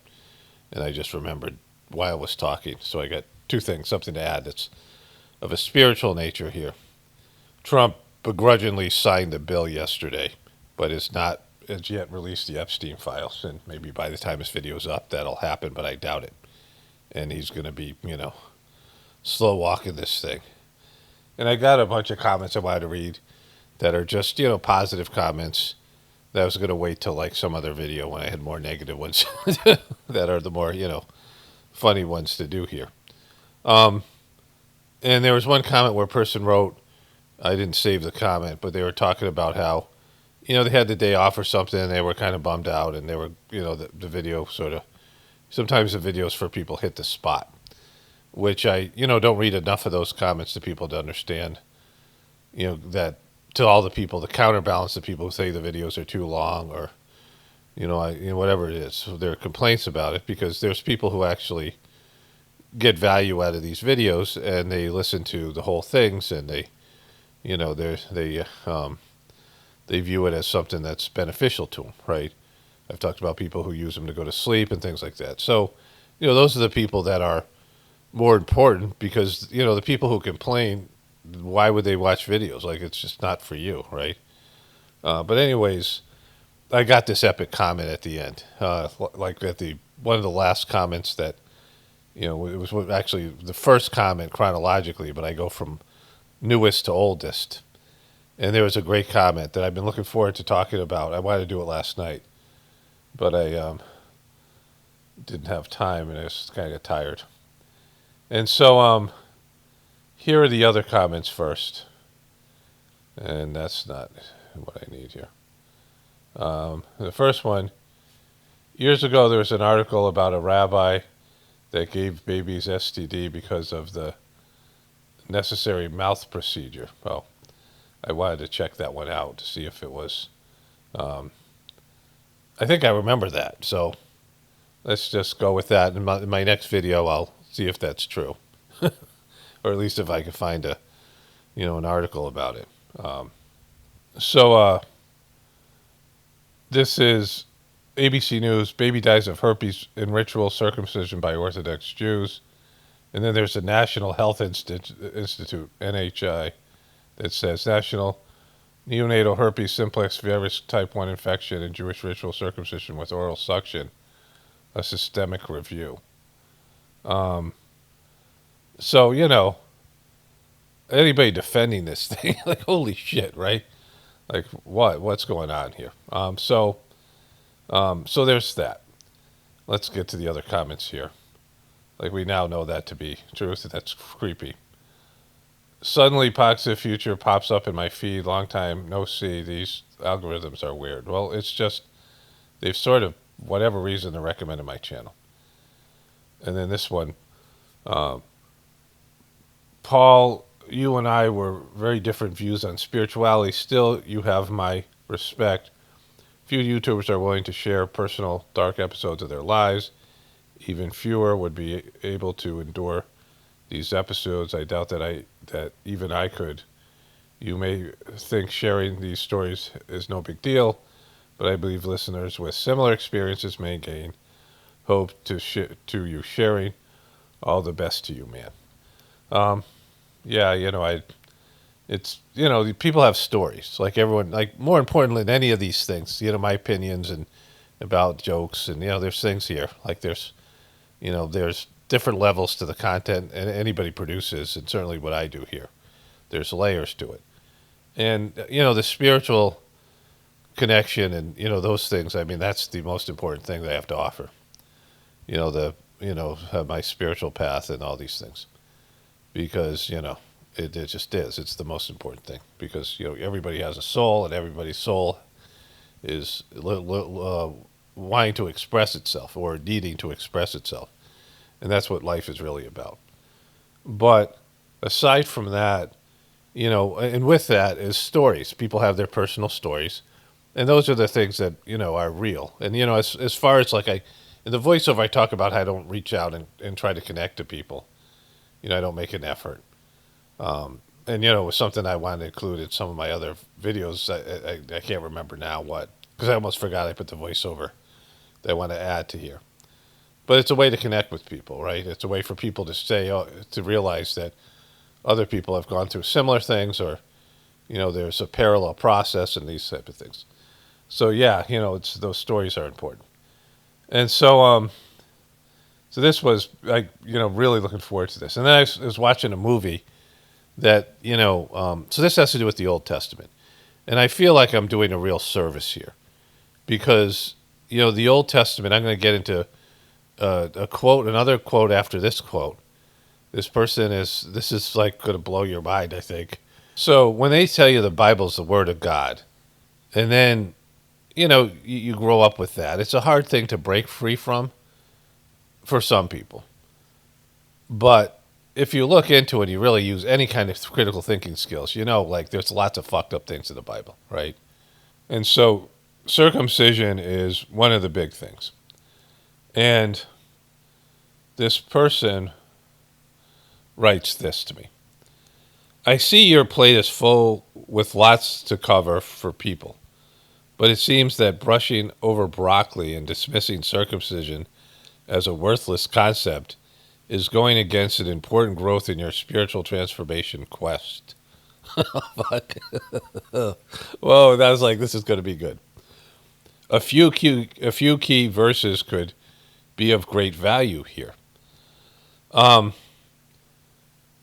Jeremiah 4:1-1. Circumcise yourselves to the Lord. Remove the foreskin of your hearts, O men of Judah and inhabitants of Jerusalem, lest my wrath go forth like fire. I thought this was fake. I'm like, someone's fucking with me. Or they're they're trolling. It's a joke, which would be a great joke. If this was a fucking joke, I would be like, this is really great. Like, at first I'm like, wow, this is great. This is a great fucking joke. But it's not a great joke. That's an actual fucking passage from the Bible. Circumcise yourselves to the Lord. Circumcise yourselves to the Lord. Because they're obsessed with their fucking foreskins and their dicks in the fucking Old Testament. These creepy motherfuckers are like, that's just, they're living natural lives, like much more natural lives than we do, in terms of, they're farming and they're, I mean, they don't have all the distractions and all the things that go along with all the things that dehumanize your experience, right? Which I talk about quite often here. And yet they're really obsessed with like fucking cutting the sensitive foreskin off the. I mean, and they make it like it's a godly thing, and it's fucking nothing to do with God. Circumcise yourselves to the Lord. Remove the foreskin of your hearts, O men of Judah and inhabitants of Jerusalem, lest my wrath go forth like fire. Again with the wrath, right? So, your heart doesn't have a foreskin. Your heart has spiritual grossness. And this person said it in a nice way, kind way. This is a kinder person than I am, right? But it's totally a dickish move, which I'm glad they did. No pun intended. In terms of the dickish part, that they're saying, that removing the foreskin of your heart is what everyone's supposed to do. There's no fucking foreskin, right? Like there's spiritual grossness, which, well, first of all, in the Sajmark system, we have this stuff called cleaning, right? Where there's the idea is that first of all, your soul is seated in what's called point one of your heart. There's 5 heart points, and your soul is seated in one of them, right? It's not in the center where you have these spiritual chakras and things like this. And this is kind of like a new discovery by the masters of Sajmark system, some of this. And people, whatever they knew about it, like ancient great spiritual people, they didn't know all the details because this guy Babaji went through all these spiritual points in a way where he documented all these things. And you have a point one, and in this point one, there's like these subpoints. And you have a point in your mind where you manifest things.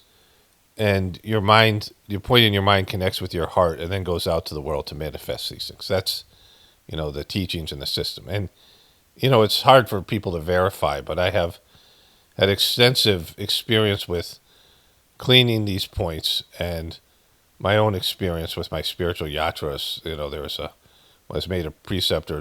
I was moved from point 1 to point 2, and I can validate some of it through experience, right? Like the difference between just accepting whatever bullshit you're told because your parents and everyone else believe it, and that you're told this is the word of God, as opposed to having practical experience. And so the Sajmark system, I've had, only a fraction of the experiences that are available, but I've had some of them that validate everything that's being said here, right? That's being said in the teachings. And this idea that, you have a soul at a point, again, it's in your etheric body, but it's also in your physical body in terms of your, like location. And the place where your soul resides, where pretty much everybody's soul is there. The second master system, Babaji, found one person their soul was at point 4. There's 13 points. And it takes 45 years to go from point 1 to point 2, which is what Jesus was able to accomplish and many other saints. And that's usually it, like 45 years. Then there's people who lived longer lives, different humans that lived thousands of years before that. And some of them would make, to point 3, which is 45 times 45. And then point 4 is 45 times that. So it's like, I don't know why 45 is a specific number. But that's how long it takes. It takes millions of years to go through these points just through, through your own spiritual process. But the other part about it is that in your heart is where you collect your spiritual grossness, where your impressions, these things called samskaras, reside. And I can fully validate that through my cleaning experience, and especially very recently in like 2015, 10 years ago now. I went through just a difficult cleaning. And when I was done, I was like a new person. Like I'm making more serotonin. I'm happier. I mean, I wouldn't have been worth listening to had I not gone through that. And that had to do, in terms of my life, it had to do with my divorce and all this stuff with my family falling apart and being kind of ostracized, not kind of, being ostracized by the people in the organization because of just being like slandered or whatever. So like, you know, and then just me not really connecting with people. But mostly it was their fault, right? You know, but it wasn't like something that it had benefit, right? And because I went through that cleaning, you know, I can validate, and you know that when I was made a preceptor and the cleaning, there's been cleanings that I've gone through that, you know, the removal of spiritual grossness in itself is, I don't want to say pleasurable, but, you know, is wonderful. Like the transmission that you're given in the system, which can also be experienced. You know, you get transmitted to, and then you get, you know, the cleaning and the transmission. And to really benefit from the transmission, you have to have the cleaning. And Babaji would say, you know, you can pour milk into let's say you have a cup that you had gasoline in, and you dump the gas in and you pour the milk, and the milk's going to be ruined. You can't drink it because you have to wash the gas out. So it's like, you know, you can't, and also, you know, the transmission will fortify the grossness if it's given alone. And the cleaning process was something that was developed by the second master of the system because he realized people were not progressing because they had too much spiritual grossness. And so this is a process that you can experience. And the words are great, and the books are great, and the books are more sophisticated than the Bible. And they have much more valuable information, but they're not the Word of God. Like there's things in the books that are, you know, particular to this period of time, and you know some parts of the books will age and be timeless, but some of them won't. And you know, there's no foreskin on your heart. Like your heart isn't an organ with a, you know, I mean your physical heart, sure, but you don't have a physical foreskin on your heart. And so, you know, maybe there's some truth in terms of removing grossness, but your foreskin isn't gross. It isn't like some, you know, I mean, it's just a stupid thing to say, right? And then there's the threat. So let's go back to this thing. There's the threat. Let me find the quote. Jeremiah 4:1-4. Circumcise yourself of the Lord, remove the foreskin of your hearts, O Lord. Lose the foreskin of your hearts, O men of Judah and inhabitants of Jerusalem, lest my wrath go forth like fire. So if you don't remove the foreskin of your hearts, I'm fucking you up, right? The passage calls for the inner spiritual circumcision. This is what the person writes, warning that the physical mark is meaningless without a genuine, obedient heart. And again, your heart isn't obedient. Your heart loves. Like it's not about being obedient, because if you love somebody, if you love God, then you naturally will be obedient to God. There's no question of obedience because you'll do anything for your beloved. You know, when you truly love somebody, you'll do whatever you can for them, right? When, you know, there's true love. And the other part to this is that the soul was discovered in ancient India years and years ago. The original name was the Atman in Sanskrit, which is important. Distinction. It's a discovery that has benefited everyone in the world. And the knowledge about the soul in the yogic tradition was significant. And they didn't take all of that with them. They took the idea of a soul, these different religions that pilfered the idea of the soul. You know, people, this idea of the soul made it around the world. It wasn't discovered in Judaism. They didn't discover it. They know very little about the nature of the soul. And there was descriptions of the soul, right? They had to describe it to people. You know, that something that couldn't be burned by fire, or couldn't, you know, they were trying to show that it was not material in nature. You know, the essence of your life. But you can see your soul. You know, my first experience, a soul experience, was my grandfather, who I've talked about before. He played professional football. He was a fireman. He fought in 2 world wars. He took me deep sea fishing. We go down to Florida, and you know, he was like an action figure hero, right? Like he was like a real, you know, kick-ass guy, right? And you know, and he had some personality. I mean, there's some things there, but you know, it was kind of my favorite relative. And I went to his funeral. I'm 10 years old, and we're at his wake, and I look at him, and they put lipstick on him. And my grandfather was like a traditional tough guy, like just, you know, old school tough guy. I mean, he was 15 years old. He lied about his age to go to World War I. And World War I was fucking brutal. I mean, I don't know anybody who would want to go to World War II after going to World War One. He was German. He could make fishing poles, and like he had, so like my skills that I have on the farm, a lot. My dad was like worthless in terms of being able to fix things, and there's a time where my dad, I'm like 7 years old, and we had this big fucking Dodge Monaco with the hidden headlights. It was like my brother ended up getting that car, like my parents gave it to him, and my brother was like, just an aggressive Vietnam veteran, like a tough guy, and like everyone in the town he lived in knew of him, right? And he they used to call the thing the Road Warrior, because of the movie at the time, the Mel Gibson movie. And my dad, when I was a kid, wanted to see if he could fix the car himself, and he had like zero skills, and he had me press the gas pedal while he was looking under the hood. And I was like 7 years old, so I couldn't really get my foot to reach the gas pedal. So I grabbed the gear shift, which was on the, back when the gear shift was on the steering wheel, and I pulled it back and down and put it in drive without any knowledge of what I was doing. And I hit the gas, and I see my dad waving his hands as I almost run him over.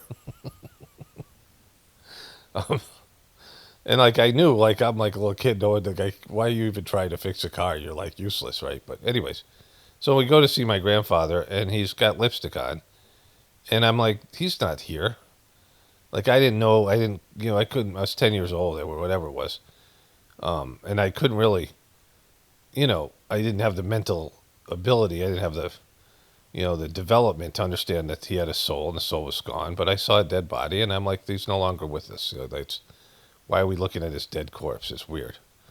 This is not, And so, there's the knowledge of the soul, which you have to go to ancient India if you want, like, the real word of God, and not that this is the word of God, but you have to go back to the source, the people that discovered the soul, and then the knowledge that they gathered for thousands of years, because this is like somewhere between 100 and 2,000 years, 200,000 years ago when the first knowledge of the soul was there. And, we've benefited from, some people have actually done research on the soul and connecting with their soul and being spiritual. And, it's not a lot of people, but it's been these, groups of hidden people and have developed this knowledge. And then they take it into these shitty religions, and they discount past lives and future lives, which Jesus believed in. Jesus talked about it in the Nag Hammadi text. They took out all the stuff in the Bible that he did. But they all did. They all believed in, if you believe in a soul, you believe in a past life and a future life. Your soul came from somewhere else. Your soul wasn't created and breathed into your body. Your soul wasn't created for your body. Your soul creates your body. Your soul already existed beforehand. And anybody with any common sense who isn't indoctrinated by a piece of shit religion would understand that. If you believe in a soul, then you believe in a past life and a future life. Your soul was somewhere before and is going somewhere afterwards. And this is real spiritual knowledge. And thinking that your bullshit book with this weird circumcision shit is, so let me go back to this comment here. The passage calls for inner spiritual circumcision, warning that physical mark is meaningless with a genuine, obedient heart. Romans 2:28-29. For he is not a Jew who is one. He is not a Jew, is one outwardly, nor is the circumcision, which is outward in the flesh, but he is a Jew who is inwardly, and circumcised is that of the heart, through the Spirit, not the letter. Let me switch over to the other quote here. Again, there's truth in this in terms of you connect to God by loving God. But you're not going to do that when you're being threatened by God, and God's wrathful, and God's a sociopath, is a demon. So like they fucked it up by the way they talk about God, and because they're dealing with people who didn't have the capacity to love God. And most people just don't. Most people probably didn't have the capacity to love other people, especially this particular group of people. They're very selfish. They're very, they have a tendency towards wayward behaviors, debauched behaviors. Of course, like the money changers in the temple. So you have a specific group of people who have a certain orientation and culture. And you have higher developed souls like Jesus that come down, not the only Son of God, one of many, who come down to help to elevate these people. And that's why, and what they do, they crucify them because they don't know how to love God. And they were scared of what Jesus represented because he represented a loss of power and control that they exercised by scaring people and bullying people and indoctrinating people and all these things, which is what's going on now, what's going on with the Christian religion. And so, there's not so many people that can love God, unfortunately. But there's lots of people that don't have the capacity to really, truly love other people. And so, for he is not a Jew who one is outwardly, nor is the circumcision which is outward in the flesh, but he is a Jew who is inwardly and circumcised of the heart, the spirit, not the letter. The Apostle Paul uses the explanation that the true identity of God's people is not defined by physical acts, by spiritual transformation of the heart of the heart. Now, St. Paul was the third master of the Sage-Mark system. He confirmed this. He gave this talk on it's available in the Sage-Mark system, but everyone kind of knew it. He had a spiritual experience of the moment at Damascus. And what St. Paul did for the Christian religion, and he said, if it wasn't for St. Paul, the Christian religion would have been absorbed back into Judaism. Like Chargy said this, like he said it. And everything that he did as St. Paul for Christianity, he did better, and he was a true spiritual master. He was somebody who, was just an amazing person. And all the same stuff, like I saw this Peter Jennings, and I knew that he had been St. Paul in the past life. And Peter Jennings of ABC News did a 2-hour, I should get that, I should find that DVD and watch it at some point again. But he did this report about St. Paul the person, like everything that's known about him. And everything that was said was exactly like this guy Chargy. But Chargy was a true spiritual master, and he had advanced and gone farther. And there's no bullshit circumcision of the heart. He did real spiritual work on the heart, right? Because the heart is what we meditate on in Sage-Mark.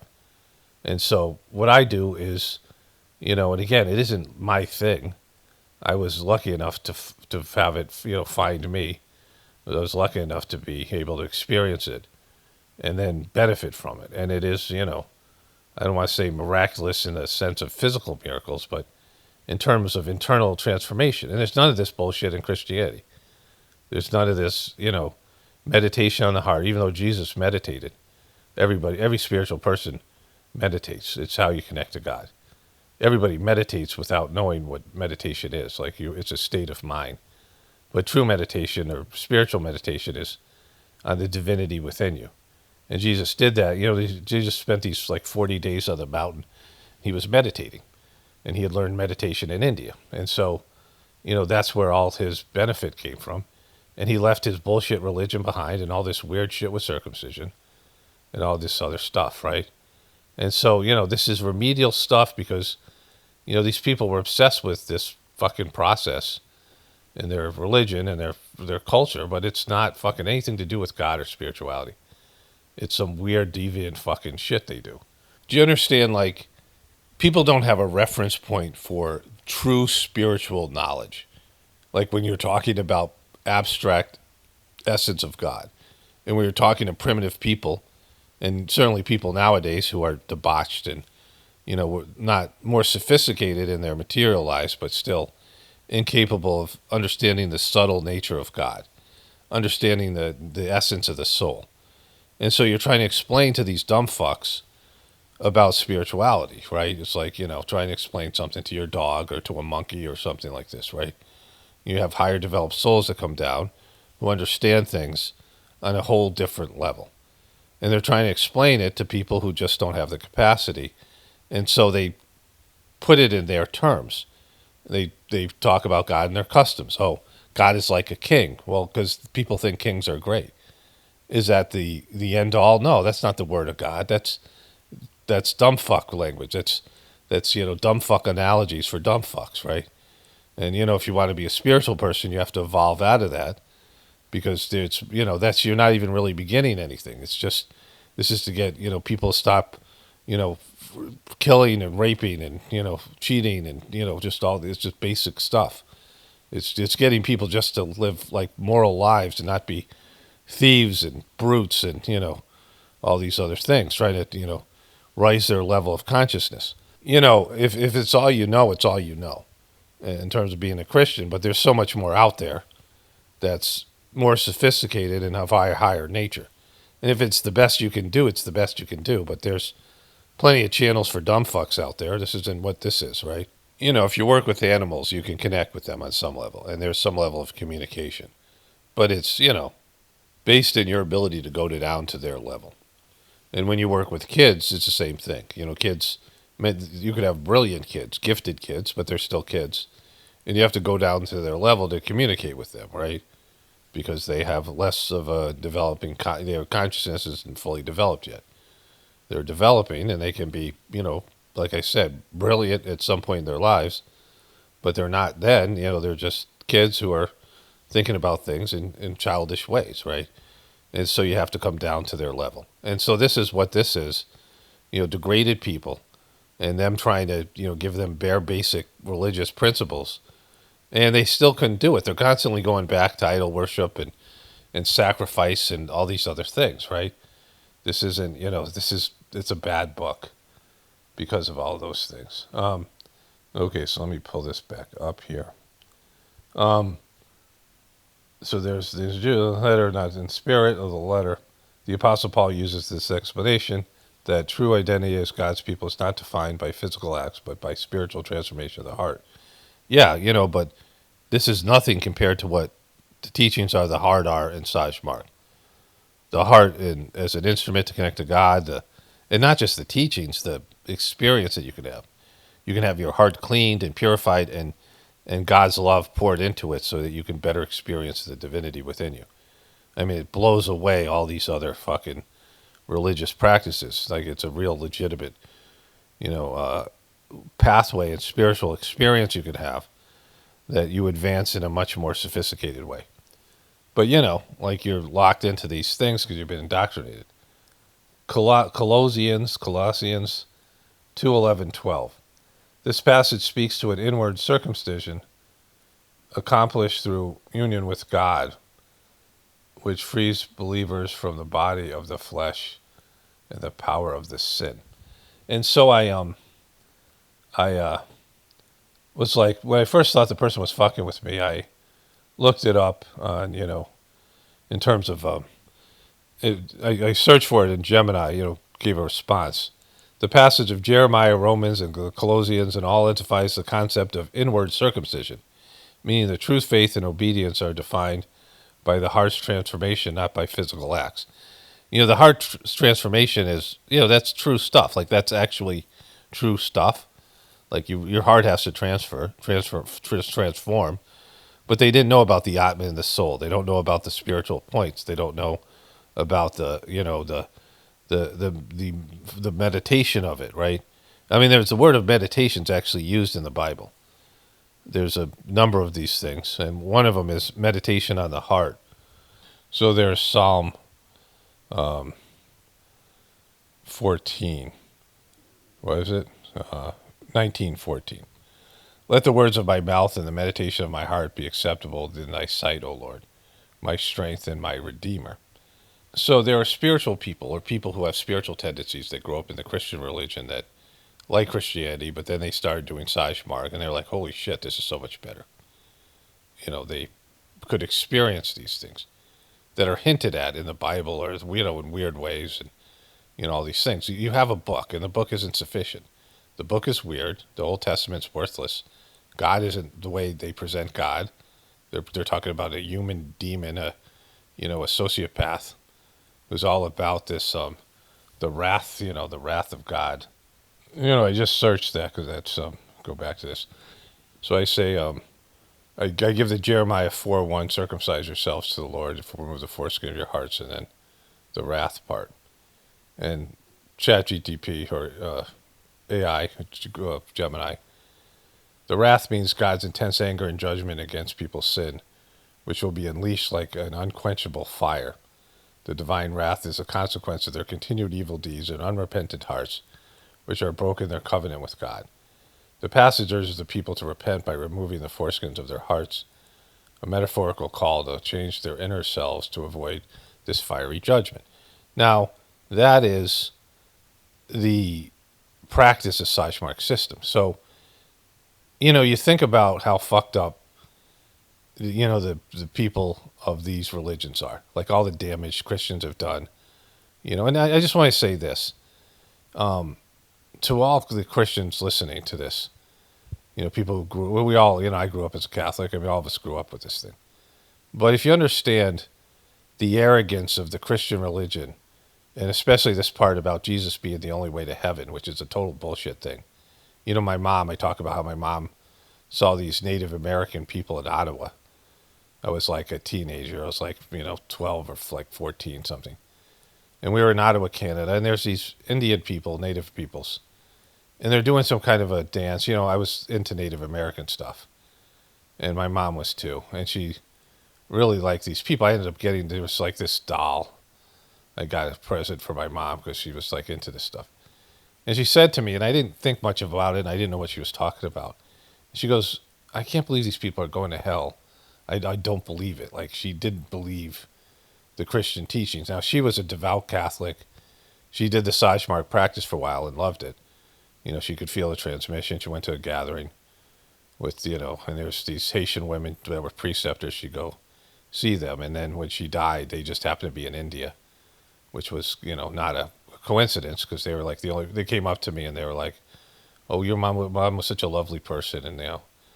And she was a religious person, but she had spiritual tendencies.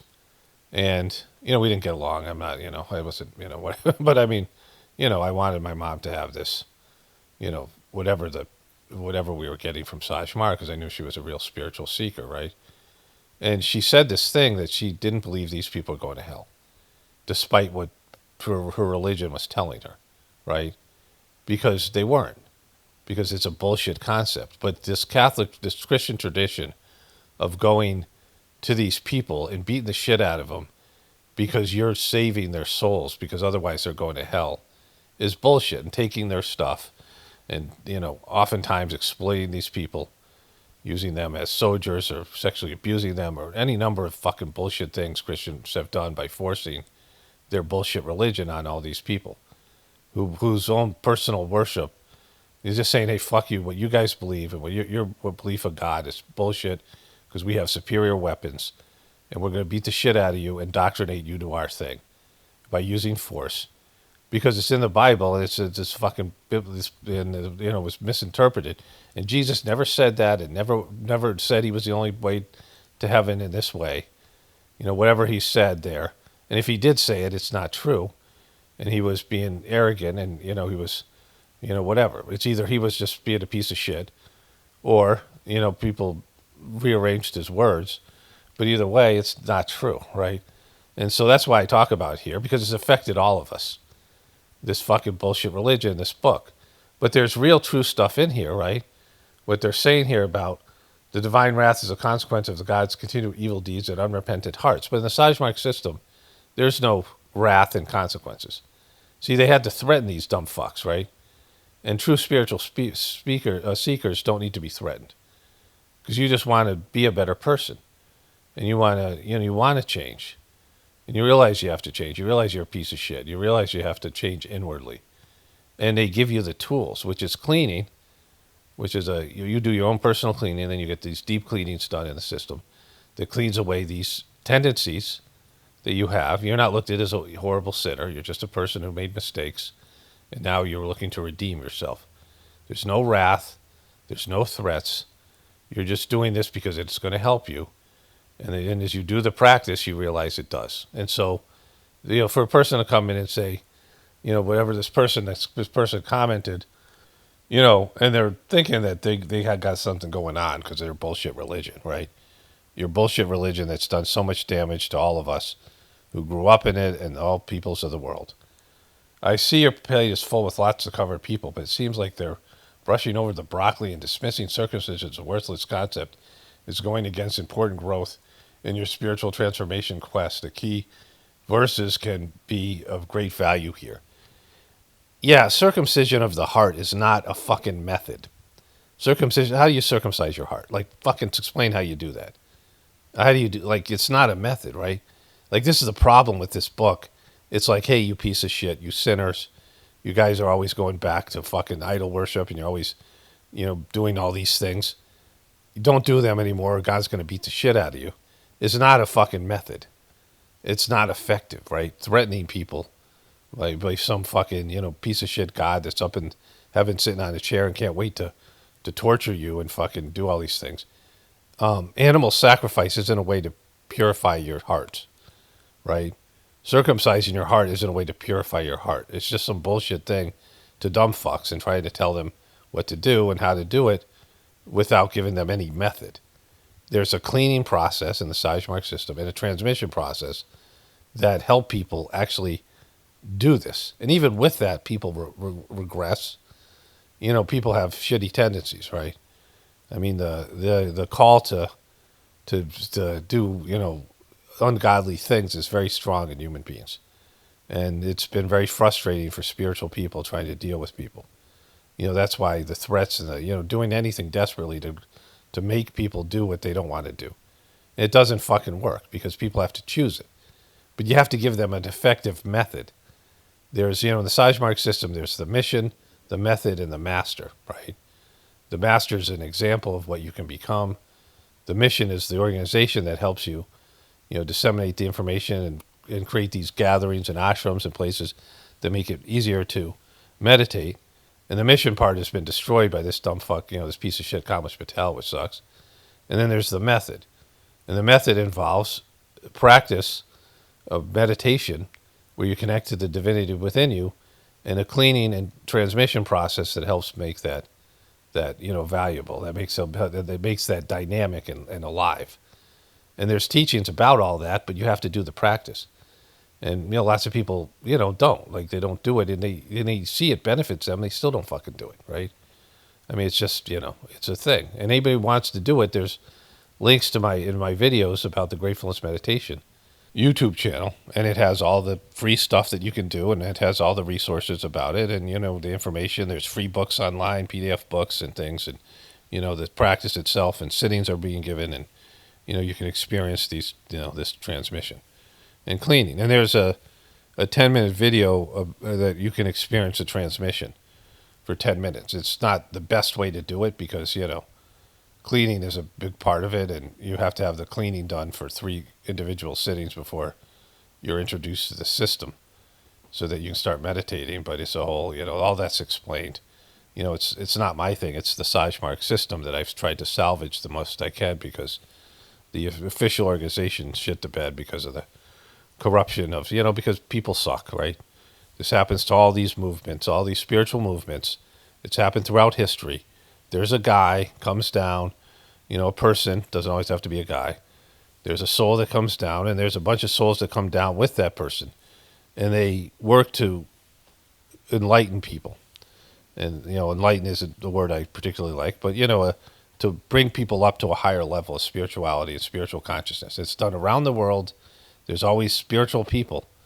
Some, slower developed saints and higher developed masters and, whatever they are. They come down and they try to pull the dumb fuck people up to a higher level.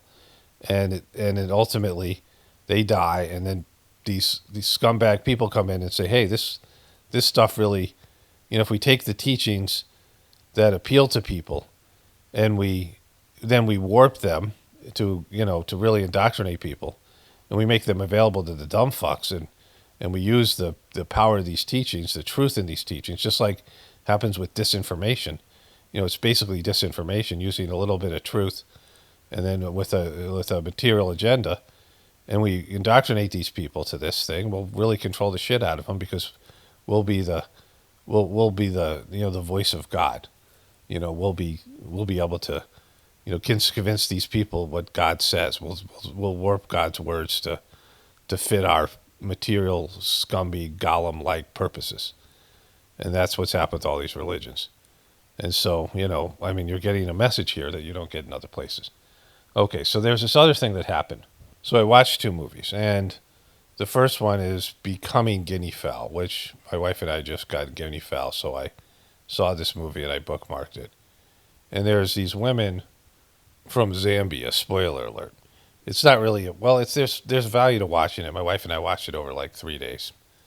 And it's just really, it's kind of like a comedy in the beginning, but this woman finds her dead uncle, and this uncle, and it takes a while for them to reveal that, had sexually abused her and her 2 cousins. And he married this child bride, and her family is trying to screw the child bride out of the home that he lived in and his property. And he died leaving a brothel. He's a real piece of shit. And they have to mourn the guy, her uncle, and do all kinds of shit for him, and he sexually abused them. And there's like a massive mourning of, like 100 people, and it goes on for days, and they're supposed to kneel and walk on their knees at times, I mean, and weep and fake weep and pretend they're weeping. I mean, we were making jokes about Erika throughout the thing, my wife and I. And, and it's really hard to watch. And it really, you can appreciate the one advantage we have as Americans, where you don't have all this heavy fucking family bullshit. And it really, I mean, that's the value of the movie. And it doesn't really have much to do with guinea fowl until the end, as an example. The guinea fowl are good at warning other people about things. But like it's just a heavy, gross, just like icky. I mean, just in this enmeshment that people have in these ancient cultures, and that you have to live with, right? And then the elders and all. I mean, it's it's a little bit man bashing too, and I don't know if this is like true Zambian culture, but so my wife and I watched that, and then last night, my wife will fall asleep. We both fall asleep when we're watching, but my wife will take what we call TV naps, and she'll sleep maybe longer, and we have sometimes different sleeping schedules. And I'll watch sports mostly, if there's basketball on or whatever they want to watch or something. And then last night there's a couple games on, but they were like just shitty games. So I found a movie called Sovereign, and it's a real truther movie. And they really demonize truthers. They kind of demonize the cops a little bit, and they're unrealistic about social services. Again, spoiler alert. The kid goes into, there's a guy, and it has like some famous actors. It's like one guy, Nick Offerman, I think his name is Offerman, Nick Offerman, and he plays a lot of these roles. And he plays the dad who's a real truther dad that goes out to these little places and receives money to tell people how. And he talks about basic truther stuff about, the promissory note and financial stuff, and he's fighting the government who's trying to take his house away. And he has a past criminal history, and he's got his son he's homeschooling. And the son ends up in social services because they arrest the dad because he doesn't have a driver's license, and he tries that, bullshit stuff that with the, that whole thing that these one specific group of truthers that are, saying that you don't have to pay income tax, and they're fighting the government on all these, the basic, you have a battle you can't win, right? And they really, make the guy look bad, the dad. And the kid goes into social services. And I worked with social workers. And the majority of kids who were in my, treatment centers that I worked at, and they're in the outpatient clinics, the majority of them who were sexually abused, they were sexually abused in foster homes and in social service placements. These kids are left alone with older kids. They would put a 12-year-old boy in with a 5-year-old boy, and the 12-year-old boy would sexually abuse a 5-year-old boy. It happened over and over again. Like I would say, I read, case files of, let's say I read 1,000 case files in my time working as a counselor. Probably less than that, like 500. In those case files that involved sexual abuse, there was like, 200, whatever. And I would say about 25%, that was the story. That's what happened. Like, it was crazy. And I worked with a woman who was she was a social worker. She had a master's degree, whatever it was. She was a licensed counselor. She worked in this treatment. She was working at this outpatient clinic, and her husband were foster parents, and they had been foster parents for like 20 years. And they said the government had made it so hard for them to be foster parents, and they would put them under investigation. I know there's been various Christian families that felt like they had a lot of love to give, and so they would bring in foster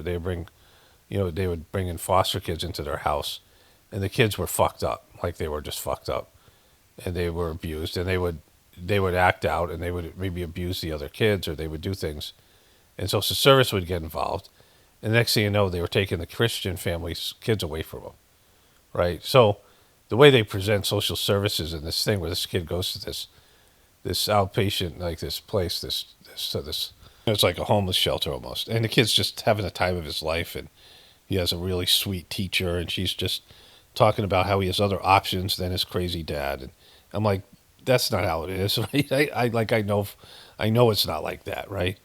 I know that it's hell. Like these social workers, even the good ones, it's hard for them to be good ones because they work shitty jobs with this broken system, right?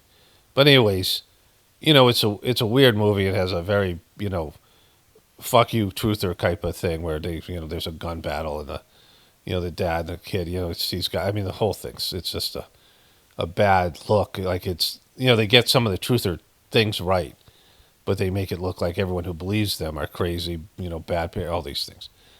But in it, he's one of these Christian biblical people. And the other thing is, he can articulate the truther positions quite well, and he has an audience, this guy, and yet he's not, doing it online where he could make money, and he wouldn't have to be, evicted, where he could make a lot more money because, these Christian truthers, there's a huge audience for it, like AKA Charlie Kirk and these other people.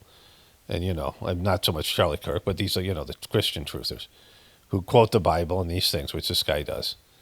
And so the whole thing is, it's inaccurate and it's a hit piece. But he's talking to these people, right? He's talking to these, he's got an audience, and he's talking to them about an IRS agent in Florida that's going after all these people.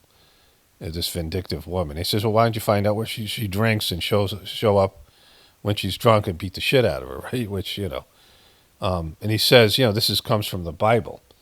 And so he quotes from the Bible, and this is from Samuel 15, 15:3.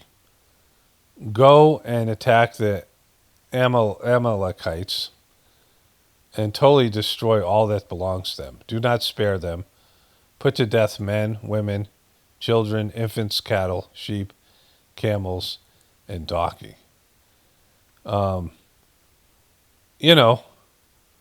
That's pretty fucked up, right? And he's quoting the Bible for that. And that's, explains a lot about what's going on with, just in general. Like if that's your idea that you have these enemies and you're supposed to crush them so much you kill all their animals and their babies, their infants, kill their infants, right? Well, then you see what's happening in Palestine. This is the teachings and what's happened. I mean, there's lots of Christians that believe in this shit, and there's Jewish people, that buy this stuff, and they don't realize it's not the word of God, the Almighty, as they call him, right? I mean, here's the complete text here. So the extended version.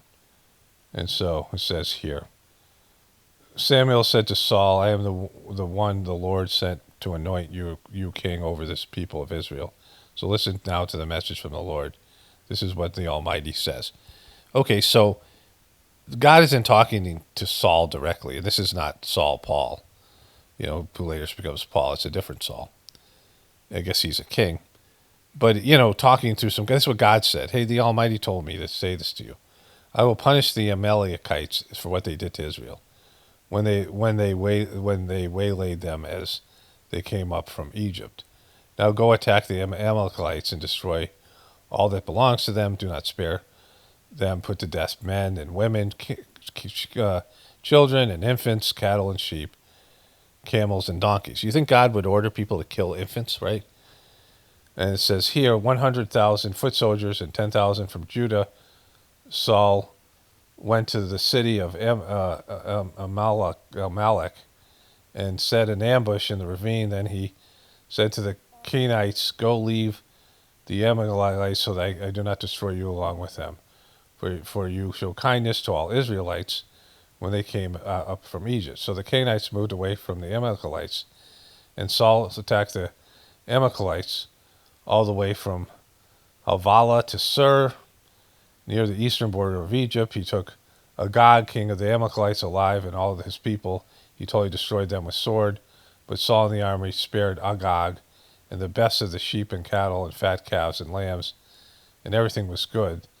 These they were unwilling to destroy completely, but everything that was despised and weak they totally destroyed. The word of the Lord came to Samuel. I regret that I made Saul king because he has turned away from me, has not carried out my instructions. Samuel was angry, and he cried out to the Lord all night. Early in the morning, Samuel got up and went to meet Saul, and he was told, "Saul has gone to Carmel. There he has set up a monument in his own honor and turned and gone down to the Gilgal." When Samuel reached him, Saul said, "The Lord bless you. I have carried out the Lord's instructions." But Samuel said, "What is this bleating of the sheep in my ears? What is this lowing of the cattle that I hear?"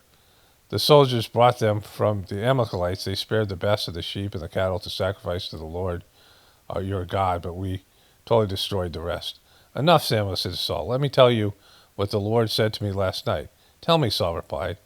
"Although you were once small in your own eyes, did the Lord not become the head of your tribes of Israel?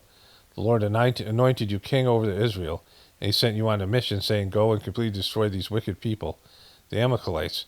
Wage wars against them until you have wiped them out.'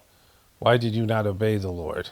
Why did you not pounce and plunder and do evil in the eyes of the Lord?" "But I did obey the Lord," Saul said. "I went on the mission the Lord assigned. I completely destroyed the Amalekites and brought back Agag the king, and the soldiers took sheep and cattle from the plunder and the best of what was devoted to God, in order to sacrifice them to the Lord your God at Gilgal. Does the Lord," and Samuel replied, "Does the Lord delight in burnt offerings and sacrifices as much as obeying the Lord?" "No, he likes them both, because he's a piece of shit, right?" "To obey is better than sacrifice, and to heed is better than the fat of the rams. For rebellion is like a sin of divination, and arrogance like the evil of idolatry. Because you have rejected the word of the Lord, he has rejected you as king." And Saul said to Samuel, "I have sinned, and I violated the Lord's command and your instructions. I was afraid of the men, so I gave in to them. Now I beg you, forgive my sin and come back with me so that I may worship the Lord." But Samuel said to him, "I will not go back with you. You have rejected the word of the Lord, and the Lord have rejected you as king of Israel." As Samuel turned to leave, Saul caught hold of his hem of his robe and tore it. Samuel said to him, "The Lord has torn the kingdom of Israel from you today, and has given it to one of your neighbors, to one better than you. He who is the glory of Israel does not lie, change his mind, for he is not a human being, and he should not change his mind." And Saul replied, "I have sinned, but please honor me before the elders of the people, and before Israel. Come back with me, so that I may worship the Lord your God." So Samuel went back with Saul, and Saul worshipped the Lord. And Samuel said, "Bring me Agag the king of the Amalekites." And Agag came to him in chains, and he thought, "Surely this bitterness of death is past." But Samuel said, As your sword has made women childless, so will your mother be childless among women." And Samuel put Agag to death before the Lord at Gilgal. So that's, and it says here in Gemini, the passage from the first book of Samuel is a direct command from God delivered through the prophet Samuel to kill King Saul regarding the Amalekites. The passage is one of the most difficult and debated texts in the Old Testament due to the command for total destruction of the entire Amalekite nation, including women, children, and livestock. And so, we just know it's a piece of shit book. And the belief in this piece of shit book has really fucked up, the world and people. It's just been bad. The effects of these demonic satanic teachings. These are satanic verses that you guys have been told is the word of God. It's nothing to do with God, and it is, it's a demon, if at best, a sociopathic human. Okay, so let me put in the voiceover I did 2 nights ago, was it? I think 2 nights ago. That's supposed to go. It was supposed to be the introduction to this video, but I forgot to place it there, and so I'll just put it here. Before we get to the voiceover, I just had a realization, right? And so the King Saul and his men, he said his men, he gave in to his men because they didn't want to kill the best of the sheep, right? They didn't want to kill the best of the livestock. And he saved the king, the king to be sacrificed or whatever because he was maybe of royal blood, whatever that is, right? But none of them had problems with killing the infants and the children, right? The men didn't say, hey, we're not going to kill the children and the infants, even though God's commanded it, because, we have some kind of a heart and conscience. And, they're just innocent kids, and whatever they will become is one thing, right? But they didn't have a reaction. They were more concerned about the sheep, hey, look at that sheep. That's a fucking good meal over there. And so this is the kind of people they're dealing with, right? That's, part of the Old Testament. Like, these are the fucking, the best people, the chosen people. They're like, all right, we'll kill the infants and the kid and the children and the women. Let's go. We have no problem with that. But Jesus Christ, look at that sheep over there. Like, you're not going to kill that sheep, are you? That's a good one. We're not going to fucking kill that sheep. Can we save the good ones? Oh yeah, kids, fuck those guys, but these sheep. That shows you how fucked up it is. Anyways, here's the voiceover. To those of you listening to this on the Journey series, it's the voiceover you've already heard. That one's 233A, and this was 233B, just for, those people. Anyways, here it is. The truth community has been unduly, I'm just adding something here before I get to the voiceover I left yesterday. The truth community has been unduly influenced by right-wing Christians.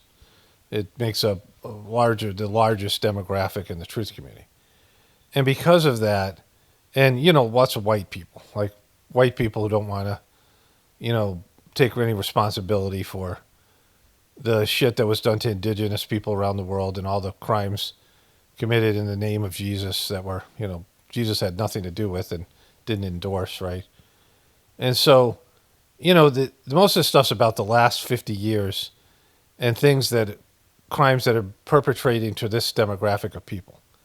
Make America great again. You guys are attacking our culture, our religion, our, these things. And so, you think the deep state didn't get to your religion, and you think that all this stuff just started happening 50 years ago, right? Of course you don't. So the stuff that's happened recently isn't nearly as bad as the stuff that happened thousands of years ago.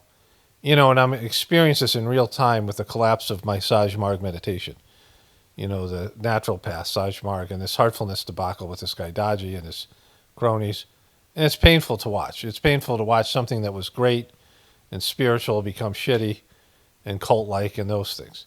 And that happened to your religion 2,000 years ago after Jesus died. It happens almost immediately, and it gets worse over time. And all the pain and suffering that's been caused and the disconnect from God as they, now usurp God's position.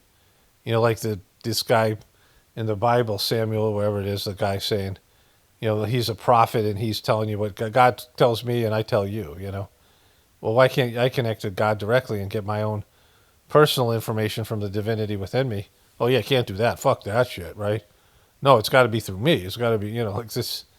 And so, that's a huge problem. That when people say that they're speaking for God and you have to obey their words because God told them, right? So, everyone's got to connect with God and learn it and hear it from God themselves because, it's about everybody doing it, right? It's about everybody having a relationship with God. Like, why wouldn't you want everybody to have that relationship? Now, not everyone's going to be a medium. Not everyone's going to connect with God and get the information the same way. But everyone's going to find their way to communicate with God.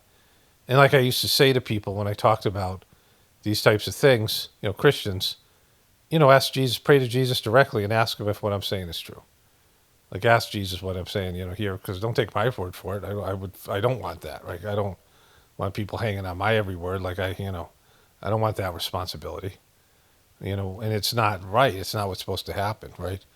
It's supposed to be like everybody has this, in terms of my, whatever I've done in past lives, whatever I've done in this life. And, I'm older than some of you, by a lot, I'm 60 and you're whatever you are, right? So life experience, but, it's something that everybody needs to grow into and, to establish. I mean, you come out of your mother's womb, I mean, before then, and you have a connection to God as a child, and there's an innocence there, and there's a natural connection that, people aren't aware of or conscious of, kids aren't conscious of. And then it sort of dissipates over time because you turn into a shitty teenager and you get indoctrinated, and all the damage that's done through not only, obviously like stuff like the circumcision and, all the weird shit now with the internet and all the stuff that's done to warp kids and, break your connection to the divinity within you. But, like all these things have been compromised. And so if you're looking for the truth in politics, but you're accepting, a horrible fucking book in the Bible and then all the bad interpretations, there's the bad shit in the Bible and then there's the interpretations on top of it, right? And it's done damage all over the world, just like the other religions have. And it's, the number one thing, because disconnecting from God, people from God, is the first thing you have to do when you want to turn a society evil. You got to get people to believe in false gods, false prophets, and disconnect their, relationship, and then the family, and then these other things. But it starts with God. And so, of course, they got to your religion long ago. And so you've been indoctrinated into false teachings and that are demonic in nature. Anyways, let's get to that other voiceover. Okay, greetings, brothers and sisters. This will be the introduction to the 233rd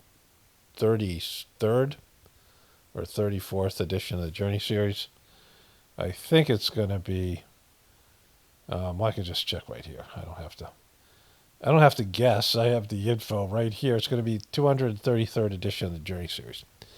And I just completed a video where the whole video is going to be at the end of the 232nd. And I did a voiceover at the end of the video, and I answered somebody's question about something to do with the second master of the Sajmark system. But also there was something else I wanted to say in all that, in that video, and included in the Journey series, but also here. And so I want to do those two things before I forget those things. I went outside, did some stuff outside with my dogs, and I was thinking about this, and I realized I wanted to include those things. Today's Tuesday, November 18th, and this video will be up on Thursday, and this will maybe be in the end or maybe be in the beginning. And so somebody asked me about the difference between, here, let me pull up the comment here. How is the Planetary Oversight Committee that told Babaji to start World War II different than the whimsical and immature biblical God? My question is genuine, and I assert that each one of us must take full responsibility for the use of our own psychic gifts and not ask for or get permission from external authority, even a spiritual handler as described. So what I wanted to add to what I said earlier about this is that the Sajmark system, it's not about like Jesus walking on water, doing miracles, or Jesus saying, in terms of, John 3:16, that he's the only Son of God, or any of these things that quoted, any of the things that are in the Bible, that this is the Word of God, that you're supposed to take at face value and believe. Like, you can do Sajmark system and not believe that Babaji was intercommuning with people. In fact, there are people who didn't like the Whispers of the Brighter World messages. They rejected them, or they didn't believe in channeling, or they didn't believe in some of the teachings. They didn't think of the person as the master, but they still did the practice. And so I answered this question about, comparing the two different stories, but the most important one is, this is what I'm saying, that doing the Sajmark practice, you meditate, and you meditate on divine light in the heart, and then you receive transmission, and cleaning is done, and the effects of that on your system should start to reveal benefits, connecting to God, your heart opening up, being more loving, any number of spiritual experiences you might have, reduction in anger, finding it easier to go to sleep, more balanced, being more efficient in your life. I mean, just so many benefits that we all have experienced from doing the practice. And the number one thing is to connect to God, and you're using and developing your heart as an instrument to connect with God, and then have your own internal discussions, your own spiritual connectivity with the divinity within you, right? And so that story about Babaji, the second master of the system, he was somebody, which I was explaining in the last video. He lost his memory from he was given, I think, ether or something as an operation, like primitive operation in ancient, like in 1920s India. And he didn't really have a memory. He was already predisposed to self-learning, individual thought, individual. Like, he didn't want to copy the thoughts of other people. He wanted to get the information directly from the source, the source being God. And he ended up being like this incredible channeler, and he would just go connect with divine beings whenever he wanted to, get an answer to a question, right? And, that part of the story isn't what you come into when you start reading the literature. Like, there is suggested reading for new people, and somewhere down the line, you get to read Babaji's diaries where a lot of these claims are made, right? And he didn't talk about them. It was like he, even if things that he wrote, someone handed him one of his books, and he started reading it, and he said, "Wow, this is a really good book. Who wrote it?" And they said, look at the, the cover. And he goes, "Ramchandra, did I write this?" He said, he couldn't remember writing the book because he went into some sort of deep meditative state. And so none of that's important. Like, you don't necessarily need to know that to do the practice. It's an experiential system, which is so much different than religions, which expect you to accept the teachings in the books and the dogma without having the experience of the spiritual condition. And so the books are there to know what's happening to you as you go through your spiritual journey, even the diaries of the masters and things like this. So, it's not something where you have to believe it. It's just something that's there. And it's part of what, I know to be what I believe to be the truth, so I share it here, right? And Babaji's diaries, there was the one that was published, the official mission diary, and there was other ones that were so full of him having to destroy people spiritually and be ordered to do all these things that really, would be hard for people to understand. And so that diary was like, those diaries were never really published.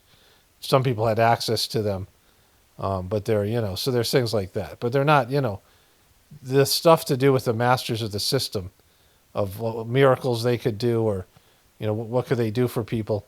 The number one thing is they could help a person find God within them. That was the only thing that was important. That's the system is 100% about that. And you can experience it or you don't, right? Like, that's the claim of the system. And some people experience it and say, yeah, it works, but I'm not interested in having a relationship with God, and they quit. Some people don't feel anything, or they don't stick with it, or they don't, you have to do it for a while to start seeing the benefits. And the benefits are very subtle. There's not big drug-like experiences. It's not like an ayahuasca trip or something like that. It's much more subtle. God is subtle. But, there's people who do experience the benefit and they still can't stick with it because, it takes some level of discipline, and it's, there's a reason why people aren't looking to connect to God, and that's that people's egos aren't into it. So the other thing I want to say, I had some thoughts about a voiceover I did like 2 or 3 days ago, or just 2 days ago, I don't know. And then I wanted to include it in my video yesterday, but the video I made today that's going to go up tomorrow, but it'll be yesterday for you. So, but I was thinking about this, how, I just don't reach out to people. Like, I just don't make an effort. Like, I can see good things in people. Like, my ability to read people, it's not exclusively about the ego and bad things. In fact, I can see potential in people, spiritual potential, certainly from doing the Sajmark system. and good things in people. I don't really cover that here. Once in a while I'll praise somebody, like like Kyrie Irving, or like some of the stuff Candace Owens was doing. It's just, I mean, somebody, even with Trump, at times he would do good things, or Biden, if they were on the right side of something, or whatever it is. Even if it wasn't sincere, it was just something verbalized that so to change in course. But for the most part, that doesn't really exist. And all these people that are in the show are so controlled, and everything's so fake. It's hard to, you can't really believe what they're saying. So, and often their actions are usually not very good. But in real life, I meet people who have spiritual potential, and I can just be positive with people. And over the years, I just haven't done that, right? And I just have very little interest in it. I have less of a need of social interaction. And you get worn down as you live your life. Now with my wife particularly, I focus on being grateful for her and everything that God has provided in terms of my relationship with her. Like, it's the only way to have a relationship, because you get criticism and you get beaten down by the rest of the world. So you should have people in your life that are just there to build you up. People that are just on your side in a positive way. There's plenty of interactions you're going to have throughout your life that tell you, what a piece of shit you are, or what you're doing wrong, or just experience itself and your own realization if you're a conscious person. So, with your significant other, it's just nice to have people that are just on your side. And so it's something that I focus on, something I enjoy doing, saying things that are positive. And like I said, I see things that are positive in people, and there's things that I'm grateful for, but I just don't, make an effort to reach out to people. Like, family members and all that kind of stuff. And, I just, it's not my way. And, as I've gotten older, way softer, way more positive, and less angry. But I just don't have it in me. I just don't have the energy for it. And as you get older, you get less active and, more passive. And just in general, I'm more about just letting things run their course. Like, I just, whatever that means. The last 4 or 5 years with my kids, as they individuated, it's a psychological term, where they start thinking for themselves and planning their own lives and having their own beliefs and things like this, which is a good thing. But my kids were very negative towards truther stuff. They didn't want to hear any of it. My wife would make more of an effort than I would to talk about certain things like the vaccine and some of these things. But they would just reject it. And, so we couldn't talk about the things that we had to offer. They weren't really into the Sajmark stuff, and they had tried it, and, they weren't going to pursue that. And so we'd go out to eat with them or spend some time with them, and they would just talk about, things that we had no interest in. And sometimes they were like, serial killers, or, some kind of, bizarre shit. Other times it was like, pop culture things and, sheeple shit, right? And, they have their different personality things, and it wasn't like they're horrible to be around, but there's just nothing in there. There's no conversations that can be had that's a two-way street. And, my wife and I went on vacation or went to travel, and my kids were going to come with us, but they decided not to. And we were by ourselves, and we're like, oh my God, this is so much better.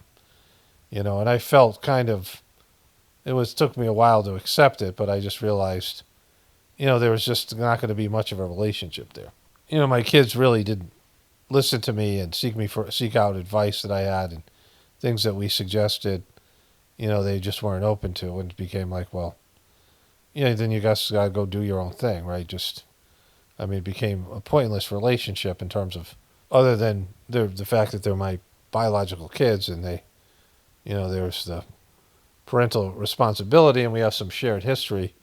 We virtually have almost nothing in common, right? Nothing, no shared interests, no desire to spend time with each other. Like, there's nothing there, which kind of sucked.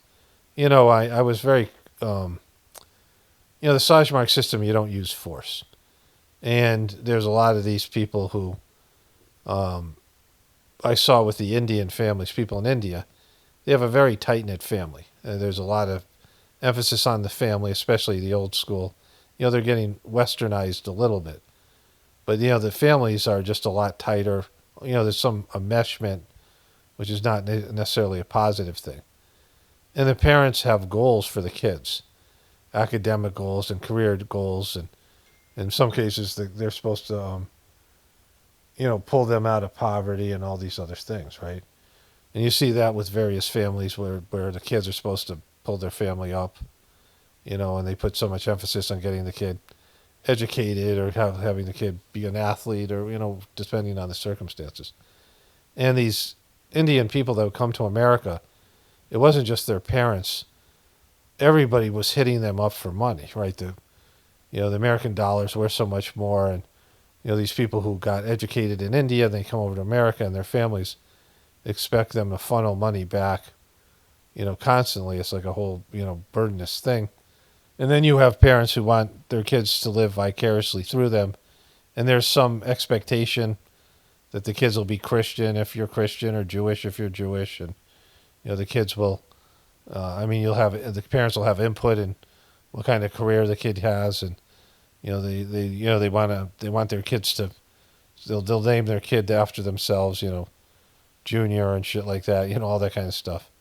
And they put a lot of pressure on the kid to be with what they want him to be, right? And I didn't do that with my kids at all. Like I had hoped they would do Saj Marg, and I hoped they would, they would be into the farming and do an intergenerational family farm and some of these other things, and they just didn't want to do any of it. And it was, I just don't believe in doing things out of obligation. I don't think it's a good thing to, I don't think it's good for anybody. Like if you don't want to spend time with people and you're just doing it because, hey, every family's supposed to get together for Thanksgiving or Christmas, the families are not what they used to be, because it used to be family had shared goals and shared work and, just a support system, and that just doesn't exist anymore, especially now with the internet even more. I mean, it wasn't there when I grew up as much, and it's just continuously broken down. But I'm not talking just about family. I could do a better job of networking here and connecting with people and, doing whatever. I mean, things that are more outreach and, whatever. But I don't want people watching my videos because I do that or, because there's some kind of connection, some social connection. The videos either have something worthwhile in them or they don't. So, I think that it's a unique perspective. And anyways, I'm not sure what I was talking about that I wanted to add this, but I felt it was necessary. So anyways, maybe I'll add more to this at some point. But let's wrap this up for now. Only spirituality will save this world. It's paramount, definitely important for the apocalypse and the ascension. Everyone have a blessed day and be grateful.